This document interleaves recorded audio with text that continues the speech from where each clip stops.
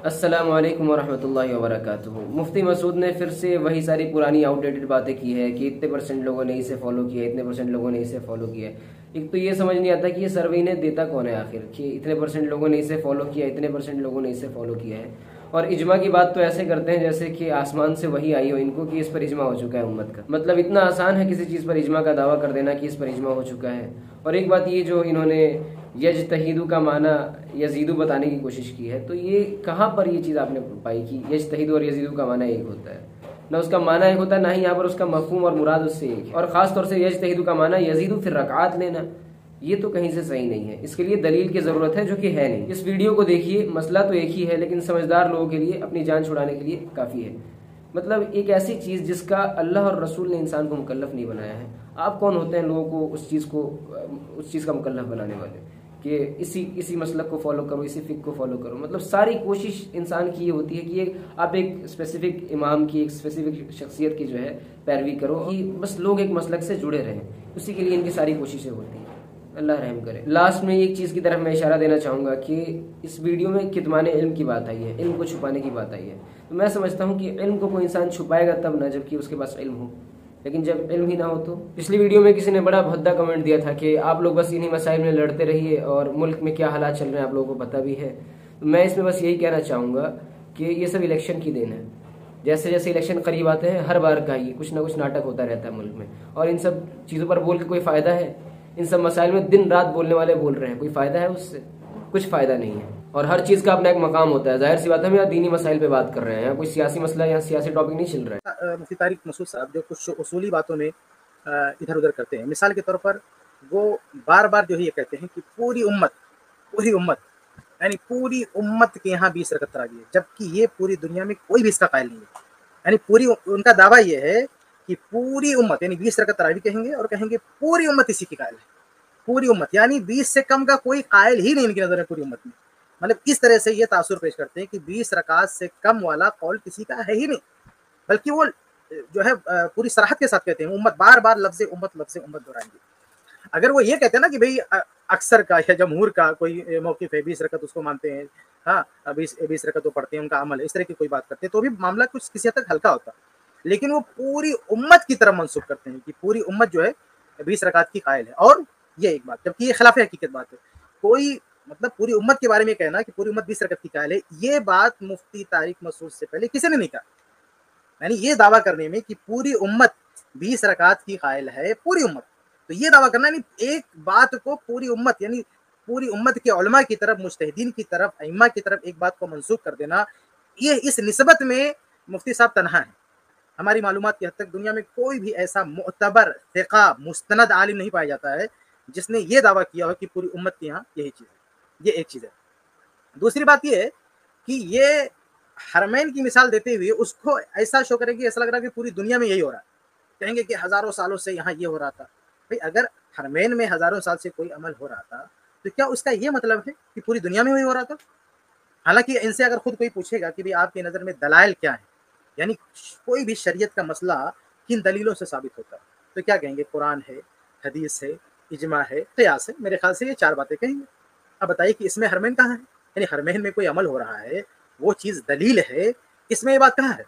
तो इस तरह से उसको शो करना कि क्योंकि हज़ारों सालों से वहाँ हो रहा था इसलिए वो दलील की हैसियत रखता है। आप मुफ्ती साहब ये बता दें कि पूरे 1400 साला दौर में किस मुज्तहिद ने, किस आलिम ने ये बात कही है कि अगर वहाँ कोई अमल हो रहा है तो हमारे लिए दलील है?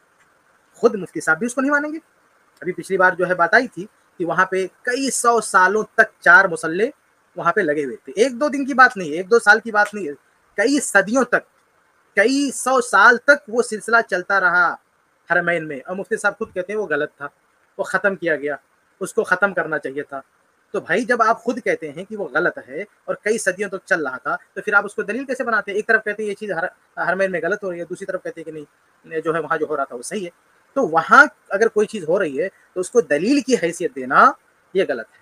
अगर दलील की हैसियत देंगे तो भाई कभी कुछ हुआ है, कभी कुछ हुआ है। अब दोनों में से किसको, जैसे मिसाल के तौर पर अभी जो है ये तरावी जो है कम हो गई है, कभी 20 रकत हो रही थी, अभी 10 रकत हो रही है, उसकी आधा हो चुकी है। तो हम किसको दलील मानेंगे? जो आधा हो रही है उसको दलील मानेंगे या उसको जो 20 को दलील मानेंगे? ये दूसरी बात। एक तीसरी बात ये है कि मुफ्ती साहब कहते हैं कि जो 20-20 जब कहते हैं ना, तो ایک چیز بھول جاتے ہیں. اچھا بیچ میں کبھی کبھی ایک لائن بولتے ہیں کہ 20 سے زیادہ تو ہوئی ہیں, لیکن اس کو ایکسپلین نہیں کرتے, کھل کے نہیں بتاتے کہ زیادہ جو ہو رہی تھی 20 سے زیادہ, جیسے 36 رکعت یا 40 رکعت جو زیادہ ہو رہی تھی وہ کب کب ہو رہی تھی, تو یہ وضاحت نہیں کرتے. وہ تھوڑا سا ایک جملہ بول دیتے ہیں تاکہ اگر کوئی یہ بات لائے تو کہا جا سکے کہ ہاں میں بھی یہ بولتا ہوں. تو حقیقت یہ ہے کہ 20 رکعت وہاں صرف 20 رکعت نہیں ہوئی ہے, بلکہ 20 سے زائد بھی ہوئی ہیں. تو اگر 20 سے زیادہ ہو رہی تھی, مان لیجیے 40 ہو رہی تھی اور کسی نے 20 کر دیا تو یہ ٹھیک ہے, یعنی 40 کا آدھا کرنا ٹھیک ہے, اور پھر 20 ہو رہی تھی اس کو کسی نے آدھا کر دیا تو غلط ہو گیا. آپ اس پر بڑے خوش ہیں کہ بھائی ہر مہینے میں پہلے 40 ہو رہی تھی, اس کو بعد میں 20 کر دیا لوگوں نے, آپ کو کوئی پرابلم نہیں. تو 20 کو اگر 10 کر دیا تو کیا پرابلم ہے, کیا دقت ہے اس میں؟ ظاہر سی بات ہے کہ جو تعداد ہے اس کا بھی کوئی نہ کوئی قائل ہے. تو اگر کوئی 20 کا قائل تھا 20 کر دیا کوئی دقت نہیں, چلو کم کر دیا. تو 20 سے بھی کم کے قائلین ہیں, ائمہ ہے اس کی رائے. امام مالک رحمہ اللہ ہے, امام اور بھی کئی ائمہ, امام مالک رحمہ اللہ, اسی طرح سے امام بخاری رحمہ اللہ. امام بخاری نے جو باب باندھا اسی طرف اشارہ ہوتا ہے. اور مفتی صاحب نے ابھی کہا تھا سر میں کہ امام بخاری کا اپنا عمل کیا تھا, ان سے کچھ بھی اس کے علاوہ کچھ ثابت نہیں ہے امام بخاری رحمہ اللہ سے. اور بھی کئی ائمہ ہیں, میں پچھلی ویڈیو میں بتا چکا ہوں. تو اہل علم کا باقاعدہ یہ قول ہے کہ 11 رکعت جی.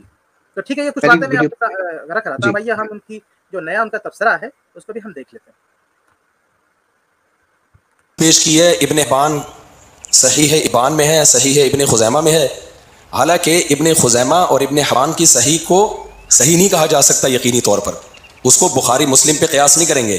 اب لوگوں کو ایک طرح کا دھوکہ ہی کہوں گا میں اس کو, کہ کہا ہے کہ ابن خزیمہ نے اس کو صحیح میں ذکر کیا, ابن حبان نے اس کو صحیح. بھائی ایک امام بخاری کی صحیح ہے, اس پر تو وہ سب مانتے ہیں صحیح ہے. باقی ابن حبان اور ابن خزیمہ کا دعویٰ ہے کہ ہم نے جو حدیثیں ذکر کی ہیں وہ صحیح ہیں, تو یہ دعویٰ برائے دعویٰ قبول نہیں ہے. اب دیکھیے, اس سے پہلے جو ان کی ویڈیو ہے اس میں تو اس انداز سے بتا رہے تھے کہ کہیں پہ کوئی روایت ہی موجود نہیں ہے, یعنی کوئی بے غبار حدیث موجود نہیں ہے. مطلب وہ تاثر ایسا جا رہا تھا کہ 8 رکعات سے متعلق کوئی روایت موجود نہیں ہے. اب اس ویڈیو میں وجود مان لیے, پہلی بات انہوں نے یہ مان لیا, یہ تسلیم کر لیا کہ ہاں ایسی روایتیں موجود ہیں. تو اب مفتی صاحب کبھی یہ مت بولیے گا کہ 8 رکعت اللہ کے نبی صلی اللہ علیہ وسلم نے ان 3 دنوں میں کتنی رکعت پڑھی تھی, اس تعلق سے حدیثیں موجود نہیں ہے, یہ بات مت بولیے گا. آپ کہیے کہ حدیثیں موجود ہے, آپ اس کو صحیح نہیں مانتے, یہ کہیے, لیکن آپ یہ نہیں بول سکتے ہیں کہ وہ احادیث سرے سے موجود ہی نہیں. دوسری بات یہ ہے کہ اب مفتی صاحب اس کا جواب کیا دے رہے ہیں کہ صحیح ابن حبان, صحیح ابن خزیمہ, اس میں اگر کوئی حدیث ہے تو ان مصنفین کا دعویٰ ہے کہ یہ صحیح ہے, اور یہ صحیح بخاری صحیح مسلم کی طرح سے معاملہ نہیں کہ صحیح بخاری اور صحیح مسلم میں جو صحیح ہوتی ہے وہ اور بھی بہت سارے ائمہ کے نزدیک صحیح ہوتی ہے, بلکہ اس پہ اجماع بھی ہوتا ہے. تو بھائی مفتی صاحب یہ بتا دیں کہ میں نے کب یہ دعویٰ کیا ہے, کیا پچھلی ویڈیو میں میرے کسی بھی جملے سے, کسی بھی لفظ سے یہ تاثر جاتا ہے کہ صحیح بخاری اور صحیح مسلم کی طرح سے وہ ہے؟ یعنی کوئی ایک لفظ میں نے تو یہ بھی کہا ہے پچھلی ویڈیو میں, آپ جا کے سن سکتے ہیں, کہ آپ یہ کہہ سکتے ہیں کہ آپ کی نظر میں ضعیف ہے. ظاہر سی بات ہے, اگر میں یہ کہتا کہ صحیح بخاری صحیح مسلم کی طرح سے اس کی صحت پر پوری امت کا اجماع ہے تو ہم اس طرح کی بات کیوں کرتے ہیں؟ اور میں نے یہ بھی کہا ہے پچھلی ویڈیو میں, آپ سنیں گے تو میں نے کہا کہ کم سے کم ان 2 محدثین کی نظر میں وہ صحیح ہے. یعنی امام ابن خزیمہ رحمہ اللہ نے صحیح میں داخل کیا تو ان کی نظر میں تو صحیح ہے, امام ابن حبان رحمہ اللہ نے صحیح میں داخل کیا تو ان کی نظر میں صحیح ہے.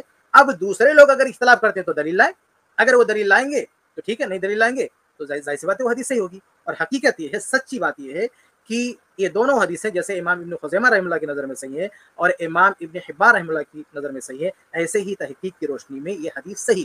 ہماری جو سلسلے میں کتاب ہے اس میں پوری ڈیٹیل ہم نے دے رکھی ہے. اس پہ کچھ لوگ اعتراض کرتے ہیں لیکن اس اعتراض میں کوئی دم نہیں ہے. مفتی صاحب کہتے ہیں کہ یہ ابن خزیمہ کا, ابن حبان کا دعویٰ ہے, صحیح ہونے کا دعویٰ ہے. اب یہاں پہ 2 بات کروں گا, آپ کہتے ہیں ضعیف ہے تو بھی تو آپ کا دعویٰ ہے, آپ کہہ رہے ہیں ضعیف ہے تو بھی تو آپ کا دعویٰ ہے. اب دیکھیے, اب یہ دیکھیے تقابل ذرا کیجیے کہ جب اہل حدیث کے خلاف بولنا ہوتا ہے تو یہ تاثر دیتے کہ دیکھو یہ لوگ بڑے بڑے ائمہ مجتہدین کے خلاف آج کے لوگوں کی اپنی تقلید کروا رہے ہیں, یعنی ائمہ کی تقلید نہیں کروا رہے ہیں, اپنی تقلید کروا رہے ہیں. مفتی صاحب آپ کیا کر رہے ہیں, آپ کہہ رہے ہیں کہ ابن خزیمہ رحمہ اللہ کا, امام ابن حبان رحمہ اللہ کا صرف دعویٰ ہے, تو ان کا دعویٰ لوگ نہیں مانیں گے اور آپ کا تو مانیں گے. آپ کس کی تقلید کروا رہے ہیں, آپ اپنی تقلید کروا رہے ہیں نا اس مسئلے میں. تو یہاں پہ تو جو دوسروں پہ الزام رکھتے ہیں خود آپ جو ہے اسے میں مطلب اس سے دکھائی دیتے ہیں کہ آپ دوسروں کو تو یہ کہتے ہیں کہ دیکھو یہ لوگ اپنی تقلید کروا رہے ہیں, اور خود کیا کر رہے ہیں کہ امام ابن خزیمہ کی بات نہیں ماننا, امام ابن حبان رحمہ اللہ کی نہیں ماننا, مفتی صاحب کی تحقیق ماننا.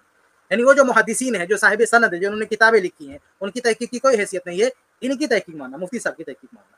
تو بہرحال کہنے کا مطلب یہ کہ یہ تو کسی نے دعویٰ نہیں کیا کہ بخاری مسلم کے معیار پر جو ہے وہ صحیح ہے, یعنی بخاری مسلم کے درجے کے بس صحیح, قرآن مجید کے بعد سب سے صحیح کتاب صحیح بخاری ہے, اس کے بعد صحیح مسلم ہے. تو درجے کے لحاظ سے صحیح بخاری صحیح مسلم سب سے پہلے درجے پر ہے. ہم نے کہا کہ وہ صحیح ابن حبان یا صحیح جو ہے صحیح ابن خزیمہ اس درجے پر ہے.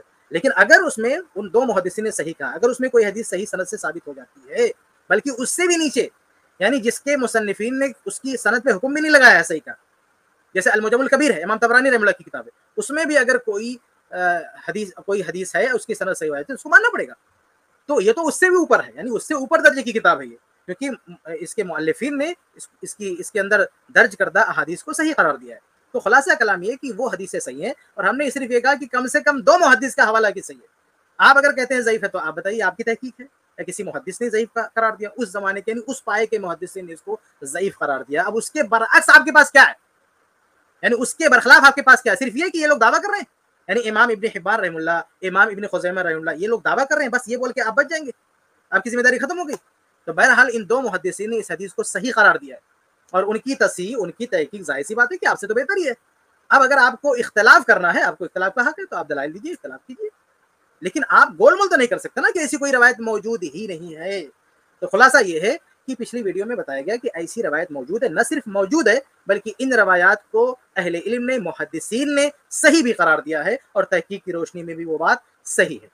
جی آگے بڑھتے ہیں. صحابہ کا اجماع 20 رکعت پہ میں ثابت کروں گا انشاءاللہ، اس پہ روایتیں پیش کروں گا، علماء کے اقوال پیش کروں گا. 8 کسی ایک صحابی سے بھی منقول نہیں ہے. دیکھیے مفتی صاحب کہتے ہیں کہ 8 کسی ایک بھی صحابی سے منقول نہیں ہے. بھائی کسی ایک بھی صحابی سے منقول نہیں ہے، یہ کتنا بڑا دعویٰ ہے. جبکہ حقیقت یہ ہے کہ 8 کے علاوہ، جیسے مفتی صاحب کہہ رہے ہیں نا اگر دعویٰ ہی بولنا ہی ہے تو مفتی صاحب نے جو جملہ بولا ہے میں بھی وہی جملہ بول دیتا ہوں کہ 20 رکعت تراویح کسی ایک بھی صحابی سے ثابت ہے. اور اس چیز کو میں پروف کروں گا. جب مفتی صاحب دلال لائیں گے تو ہم بھی دلال لائیں گے. بتائیے یہ کہنا کہ یہ مفتی صاحب کہہ رہے ہیں کہ 8 رکعت کسی صحابی سے ثابت نہیں ہے، ہم کہتے ہیں 20 رکعت کسی صحابی سے ثابت نہیں ہے. 8 رکعت کی جو روایت ہو تو آپ مان ہی رہیں گے موطا میں ہے، بس آپ کا دعویٰ ہے کہ مسترب اسی کوئی دلیل آپ نہیں دے رہے ہیں. اور 20 رکعت کی جو یعنی صحابہ کرام سے اگر آپ کے پاس 20 رکعت کی کوئی روایت ہے تو لے کر آئیں، آپ بتائیں. تو بہرحال آپ نے یہ کہا کہ کسی بھی صحابی سے 8 رکعت ثابت ہے، ہم کہتے ہیں کسی بھی صحابی سے، چاہے عبداللہ بن مسعود رضی اللہ تعالیٰ عنہ، عبداللہ بن عباس رضی اللہ تعالیٰ عنہ، عمر ابن خطاب رضی اللہ تعالیٰ عنہ، ابو بکر صدیق رضی اللہ تعالیٰ عنہ، کسی ایک بھی صحابی سے 20 رکعت ثابت ہی نہیں ہے. جی آگے بڑھتے ہیں. 1400 سال میں، آج سے 200 سال پہلے آپ چلے جاؤ نا، پورے روئے زمین پر کہیں دکھا دو 20 رکعت سے کم ہوئی ہو، کہیں بھی نہیں ہوئی ہے. تو یہ اجماعی مسئلہ ہے جسے بعد میں چینج کیا گیا ہے. سمجھ میں آ رہی ہے بات؟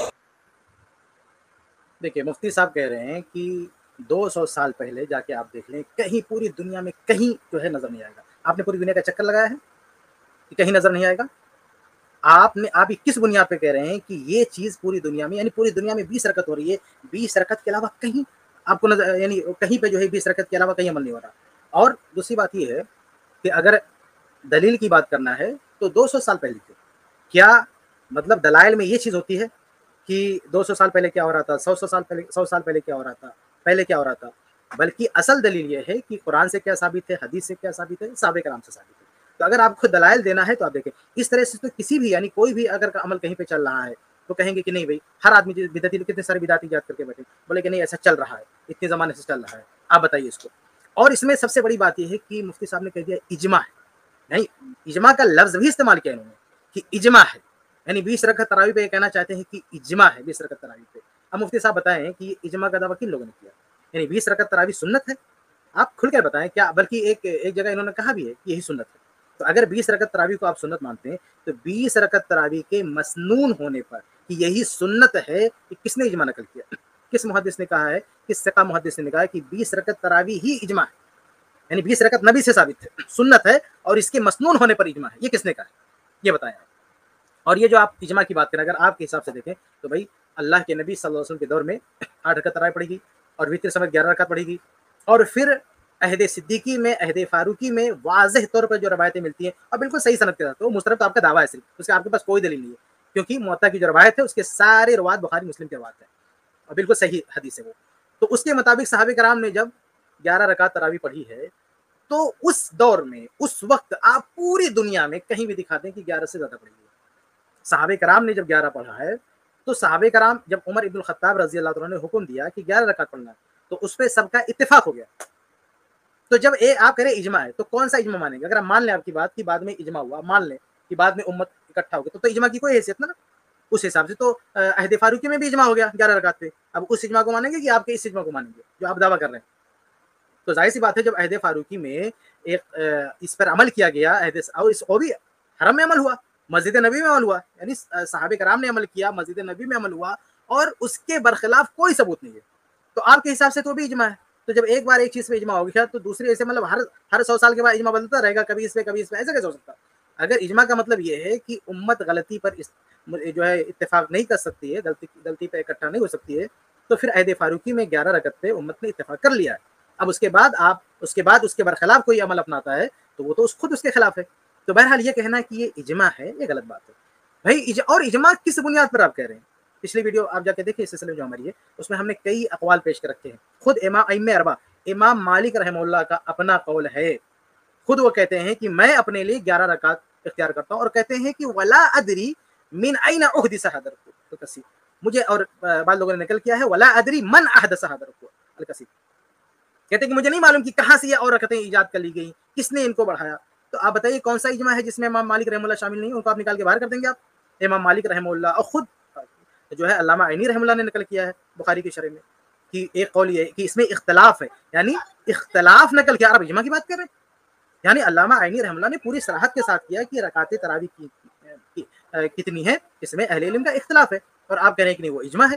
تو بہرحال یہ صرف آپ کا دعویٰ ہے کہ 20 رکعت تراویح پر اجماع ہو چکا ہے، اتفاق ہو چکا ہے، یہ صرف دعویٰ. اور جس بنیاد پر آپ اس طرح کی بات کر رہے ہیں، اور آپ کی نظر میں بنیاد کیا، وہ صرف وہ حرم کا حوالہ دے رہے ہیں، وہ بھی بعد میں. شروع میں تو 20 بھی نہیں پڑھی جاتی تھی بھائی، حرم میں پہلے 8 پڑھی گئی ہے، وتر سمیت 11 پڑھی گئی ہے، بعد میں اگر پڑھی گئی ہے تو 20 نہیں، 20 سے بھی زیادہ پڑھی گئی ہے، اور وہ کم ہوتا ہے. اور آپ پتہ نہیں کہاں سے اجماع لے کے بیٹھ گئے بھائی. کبھی جو ہے 11 پڑھی گئی وہاں پہ، اور کبھی 36 پڑھی گئی ہے، کبھی 40 پڑھی گئی ہے، کبھی کچھ پڑھی گئی ہے، اور آپ اس کو کہہ رہے ہیں کہ اجماع ہو گیا. کس تعداد پر اجماع ہوا گیا بھائی؟ کس دنیا میں آپ رہتے ہیں؟ آپ کیا سمجھتے ہیں کہ آپ جو بھی بول دیں گے سب لوگ اس کو مان لیں گے؟ تو اجماع اگر ہے تو ایک ہی بات پہ سب کا اتفاق ہونا چاہیے، لیکن الگ الگ اقوال ہے، کوئی کچھ کہہ رہا ہے، کوئی کچھ کہہ رہا ہے. خود حرم جس کو آپ اجماع بولیں، اجماع کا مطلب یہ ہوتا ہے کہ حرم میں جو کام ہو رہا ہے وہ اجماع ہو گیا، اور دنیا میں کچھ بھی ہو، کوئی مجتہد کچھ بھی کہے، کس پر عمل کرے، وہ آپ کے اجماع پہ کوئی فرق نہیں پڑے گا. یعنی اگر حرم میں کسی مسئلے پہ اتفاق ہو گیا، اور وہ بھی کسی دور میں، تو اب وہ اجماع ہو گیا. اب حرم سے باہر امام مالک رحمہ اللہ کچھ بھی پڑھے، اجماع پہ کوئی فرق پڑنے والا نہیں ہے. حرم سے باہر دوسرے علماء کچھ بھی کریں، کوئی فرق پڑنے والا نہیں ہے. بس حرم میں جو ہو گیا وہ اجماع ہو گیا، یہ آپ کہنا چاہتے ہیں. یا باہر کے علماء کا جو عمل ہے یا ان کا جو قول ہے اس پہ کوئی اثر انداز نہیں ہوگا. اور حرم میں بھی کہا ہزاروں سال سے جو ہے 20 رکعت ہوتی آئی ہے، یہ کس نے کہا کہ ہزاروں سال سے 20 رکعت ہوتی آئی ہے؟ آپ بار بار ایک جملہ بولتے ہیں کہ جو ہے 20 سے زیادہ تو پڑھی ہے لیکن کم نہیں. ارے اگر 40 پڑھی ہے اس کو آپ 20 کر سکتے ہیں تو 20 کو 10 کیوں نہیں کر سکتے؟ کیونکہ 10 کا بھی تو ثبوت مل رہا ہے، 8 کا تراویح کا بھی ثبوت مل رہا ہے، وتر سمیت 11 کا ثبوت مل رہا ہے. 10 پڑھ کے ایک رکعت پڑھ کے 11 کیوں نہیں بنا سکتے؟ اگر آپ جو ہے 40 کا 20 کر سکتے ہیں تو 20 کا اگر کسی نے 10 کر لیا تو آپ کی کیوں تکلیف ہے؟ کیونکہ یہ بھی تو اسی، یعنی اس بات پر بھی تو آپ کی نظر میں آپ کو تو کہنا چاہیے کہ اس بات پر اجماع ہو چکا ہے کہ حرم میں جو ہو رہا ہے اس کا کم کیا جا سکتا ہے. آپ کہہ رہے ہیں کہ اضافہ ہوا ہے. اضافہ ہوا ہے کس چیز پہ اضافہ ہوا ہے؟ سب سے پہلے حرم میں سب سے پہلے جو رکعت پڑھی گئی ہے وہ 11 کی تعداد میں پڑھی گئی. اب اس پہ اضافہ ہوتا گیا، اب اضافہ ہوتا گیا، پھر آپ کم کرتے آئے، اضافہ ہوتے ہوتے 40 تک گیا. اب آپ نے کم کیا، کم آتے آتے 40 کو آپ نے 20 کر دیا، تو 20 کو 10 کیوں نہیں کر سکتے؟ یعنی جہاں سے جو رکعت شروع ہوئی تھی، شروعات جس تعداد پہ ہوئی تھی اس تعداد پہ کیوں نہیں آ سکتے؟ تو بہرحال یہ جو آپ نے اجماع کا دعویٰ کیا ہے اس کی کوئی حقیقت نہیں ہے. آگے بڑھتے تراویح بھی اس میں فٹ ہی نہیں آتا اگر یہ 8 رکعتیں یا 10 رکعتیں ہوتی. اس کا بھی یہ جواب گھما پھرا کے دے رہے ہیں.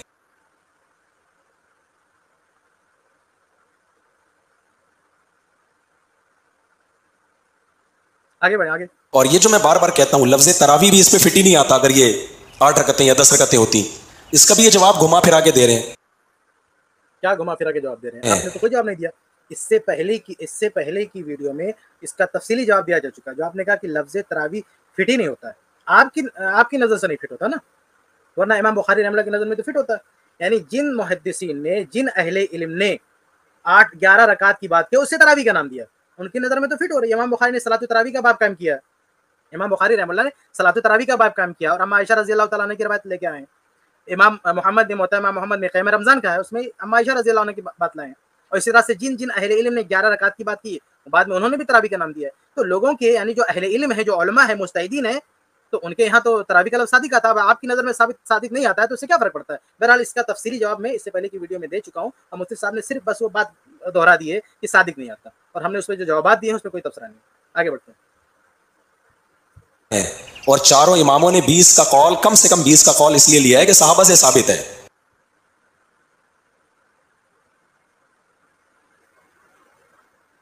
8 والا قول لے لینا تو صرف 8 کا مسئلہ نہیں ہوگا، پوری امت بے وقوف ہو جائے گی. لوگوں کا ابن حجر سے اعتماد ختم، امام شافعی سے اعتماد ختم، لوگوں کا علامہ نووی سے اعتماد ختم. دیکھیے مفتی صاحب کہہ رہے ہیں کہ جو ہے ائمہ اربعہ کی طرف منسوب کر رہے ہیں کہ انہوں نے جو ہے 20 رکعت تراویح لی ہے. اس سے پہلے بھی میں نے کہا کہ کہاں سے بول رہے ہیں آپ، یعنی کس دنیا میں لکھا ہوا ہے کہ ائمہ اربعہ 20 کے قائل ہیں؟ امام مالک رحمہ اللہ کی طرف زبردستی آپ منسوب کیے جا رہے ہیں کہ وہ 20 کے قائل ہے، 20 کا قائل ہے، جبکہ کہیں نہیں ہے 20 کا. یعنی 20 ان کی طرف منسوب بھی نہیں ہے، وہ بھی منسوب ہے جو 36 وہ بھی غلط ہے، وہ بھی 36 غلط طریقے سے لوگوں نے ان کی طرف منسوب کر دیا ہے.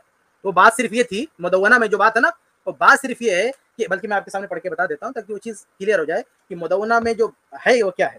یہ مدونہ کا حوالہ دیتے ہیں لوگ، کہتے ہیں کہ اس سے پتہ چلتا ہے کہ امام مالک رحمہ اللہ 36 کے قائل ہے. اس میں یہ ہے کہ امام مالک رحمہ اللہ کہتے ہیں کہ باس الیہ الامیر واراد ان ينقص من قیام رمضان الذي كان يقومه الناس بالمدینہ، کہ امیر یعنی مدینہ کے جو امیر تھے انہوں نے امام مالک رحمہ اللہ کے پاس یہ پیغام بھیجا اور کہا کہ میں یہ چاہتا ہوں کہ یہاں پہ جو رکعات پڑھی جاتی ہیں اور اس میں کیا ہے وہ ہوا 30 و 30 رکعت بالوتر، 60 و 30 یعنی 36 تک ہے اور کئی جو ہے تعداد یہاں پہ وتر سمیت. تو کہا کہ مدینہ کے امیر نے کہا کہ ہم چاہتے ہیں کہ یہ رکعات کم کر دیں، یعنی اس کو ہم کم کر دیں، تو آپ کیا کہتے ہیں؟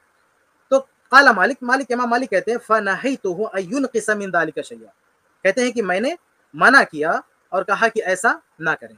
اس میں کیا ہے؟ اس میں امام مالک رحم اللہ نے یعنی ایک حاکم کو اس پر ایکشن لینے سے روکا، ایک حاکم کو منع کیا کہ ایسا نہ کریں. لیکن اس کا یہ مطلب نہیں ہے کہ امام مالک رحم اللہ اسی کے قائل ہیں، کیونکہ امام مالک کے شاگرد کیا کہہ رہے ہیں؟ امام مالک کے شاگرد یہ کہہ رہے ہیں کہ امام اشعب کہہ رہے ہیں، جیسا کہ الصلاۃ والتہجد میں پہلے بھی میں اس کا حوالہ دے چکا ہوں، وہ کہتے ہیں کہ امام مالک نے کہا کہ الذی آخذ به لنفسی فی قیام رمضان هو الذی جمع عمر بن خطاب رضی اللہ تعالیٰ عنہ علیہ الناس، کہتے ہیں کہ میں اپنے لیے جو تعداد پسند کرتا ہوں وہ تعداد ہے جس پر اللہ کے نبی صلی اللہ علیہ وسلم نے معاف کیجیے جس پہ عمر ابن الخطاب رضی اللہ تعالیٰ عنہ نے صحابہ کرام کو جمع کیا تھا. وہ کتنا ہے؟ 11 یعنی 11 رکعت. وہی صلاۃ رسول اللہ صلی اللہ علیہ وسلم، اور یہی اللہ کے رسول صلی اللہ علیہ وسلم کی نماز ہے.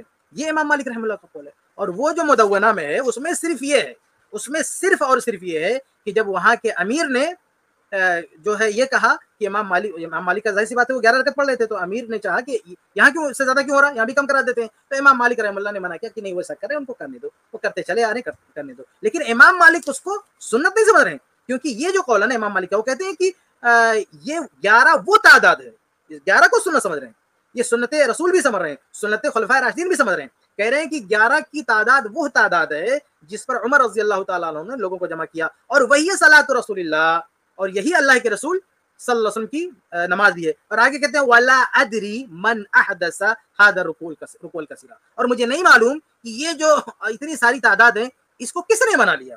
تو اس کو کوئی سند نہیں دیا. جو 36 رکعت ہو رہی تھی امام مالک رحمہ اللہ نے اس کی تائید نہیں کیا، یہ نہیں کہا کہ وہ صحیح، کہا یہ کہاں سے کر رہے ہیں ہمیں نہیں معلوم. لیکن اس پر جب مدینہ کے حاکم نے ایکشن لینا چاہا تو ان کو روک دیا کہ نہیں بھائی کر رہے ہیں ان کو کرنے دو، لیکن اسے سند نہیں دیا، یہ نہیں کہا کہ وہ درست ہے. بلکہ امام مالک رحمہ اللہ کے ایک دوسرے شاگرد ہیں ابن القاسم رحمہ اللہ، وہ کہتے ہیں الصلاۃ والتہجد صفحہ نمبر 287 پہ یہ بات ہے. قال ابن القاسم کہتے ہیں کہ کرہ مالک، کہ امام مالک رحمہ اللہ نے اس بات کو ناپسند کیا کہ ينقص الناس من عدد الركوع الذي جرى به العمل في مسجد الرسول صلی اللہ علیہ وسلم، کہ اللہ کے نبی صلی اللہ علیہ وسلم کی مسجد میں جو عمل ہو رہا ہے اس کو یعنی جس تعداد میں وہ لوگ پڑھ رہے ہیں اس کو کم کر دیں. اور تعداد کتنا تھی؟ وہ جو ہے وتر سمیت جو ہے 39 رکعت وہ لوگ پڑھتے تھے. تو کہا کہ مالک یعنی وہاں کے حاکم نے اس کو کم کرنا چاہا تو اس سے امام مالک رحمہ اللہ نے روک دیا. لیکن واختارہ لنفسہ 11 رکعت، یہ ابن القاسم رحمہ اللہ بھی کہہ رہے ہیں. یہی بات ان کے دوسرے شاگرد امام اشعب نے بھی کہی ہے، اور ٹھیک یہی بات ان کے دوسرے شاگرد امام ابن القاسم رحمہ اللہ بھی کہہ رہے ہیں کہ انہوں نے حاکم تک کو تو منع کر دیا، لیکن خود جو انہوں نے اپنایا جو عمل کیا وہ 11 رکعت. تو یہ کہہ رہے ہیں کہ نہیں وہ سارے ائمہ سارے صحابہ سارے ائمہ اربعہ یہ سب 20 کرتے تھے. کہاں 20 ہے؟ یعنی ائمہ اربعہ نے کہاں 20 پڑھا ہے یا کہاں بھی اس کو اپنایا ہے؟ یہ امام مالک رحمہ اللہ کا واضح طور پر حوالہ ہے 11. اور علامہ عینی رحمہ اللہ نے بھی وہی نقل کر رکھا کہ امام مالک رحمہ اللہ 11 کے قائل تھے.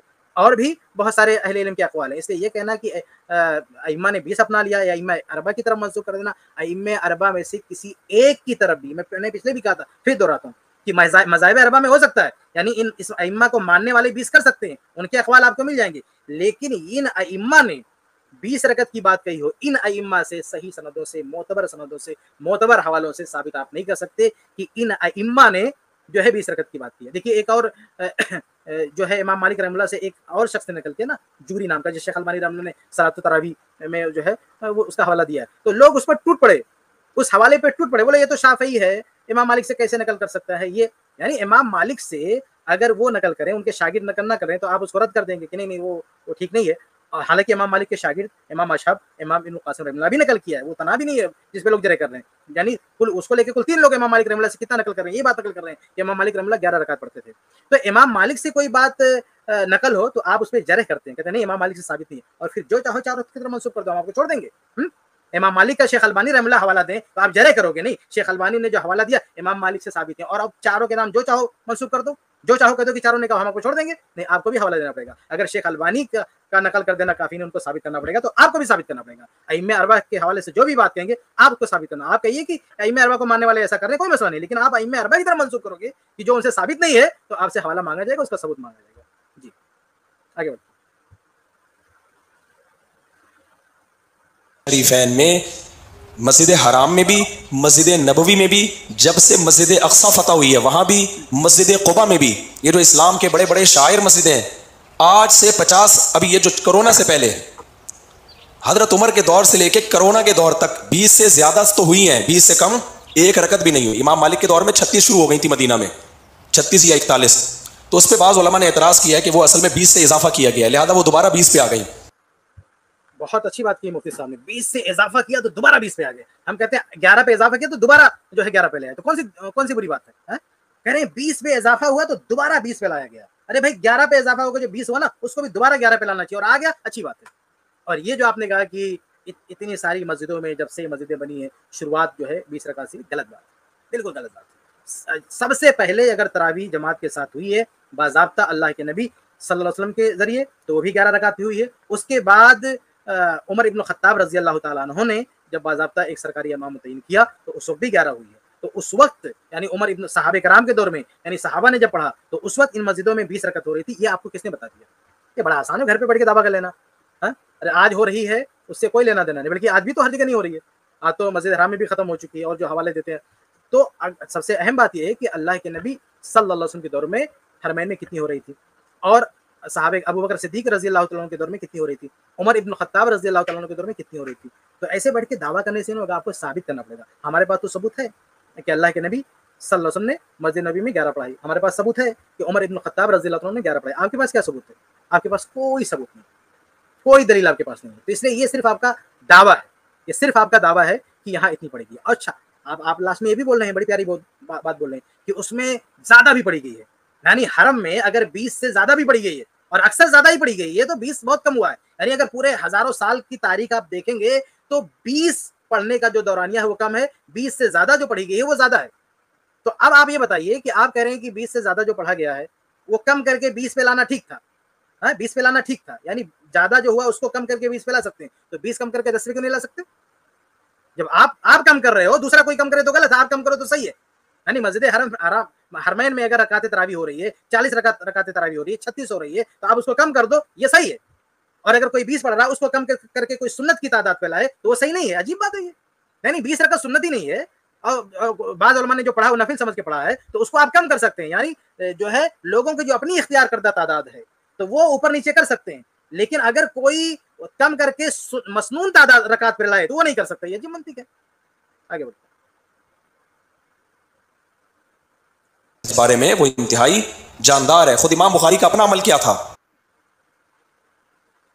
جو ائمہ اربعہ کا مذہب ہے اس بارے میں وہ انتہائی جاندار ہے. خود امام بخاری کا اپنا عمل کیا تھا. اتنی پڑی گئی ہے. ایک چیلنج تو میں بار بار کرتا ہوں، حضرت عمر سے جو 8 منقول ہے وہ تو مسترب ہے، تھوڑی دیر کے لیے مان لو کہ وہ صحیح ہے، تو اس دور میں کسی ایک صحابی سے دکھا دو جنہوں نے 8 رکعتیں پڑھی ہوں، اگر اصل سنت 8 ہے.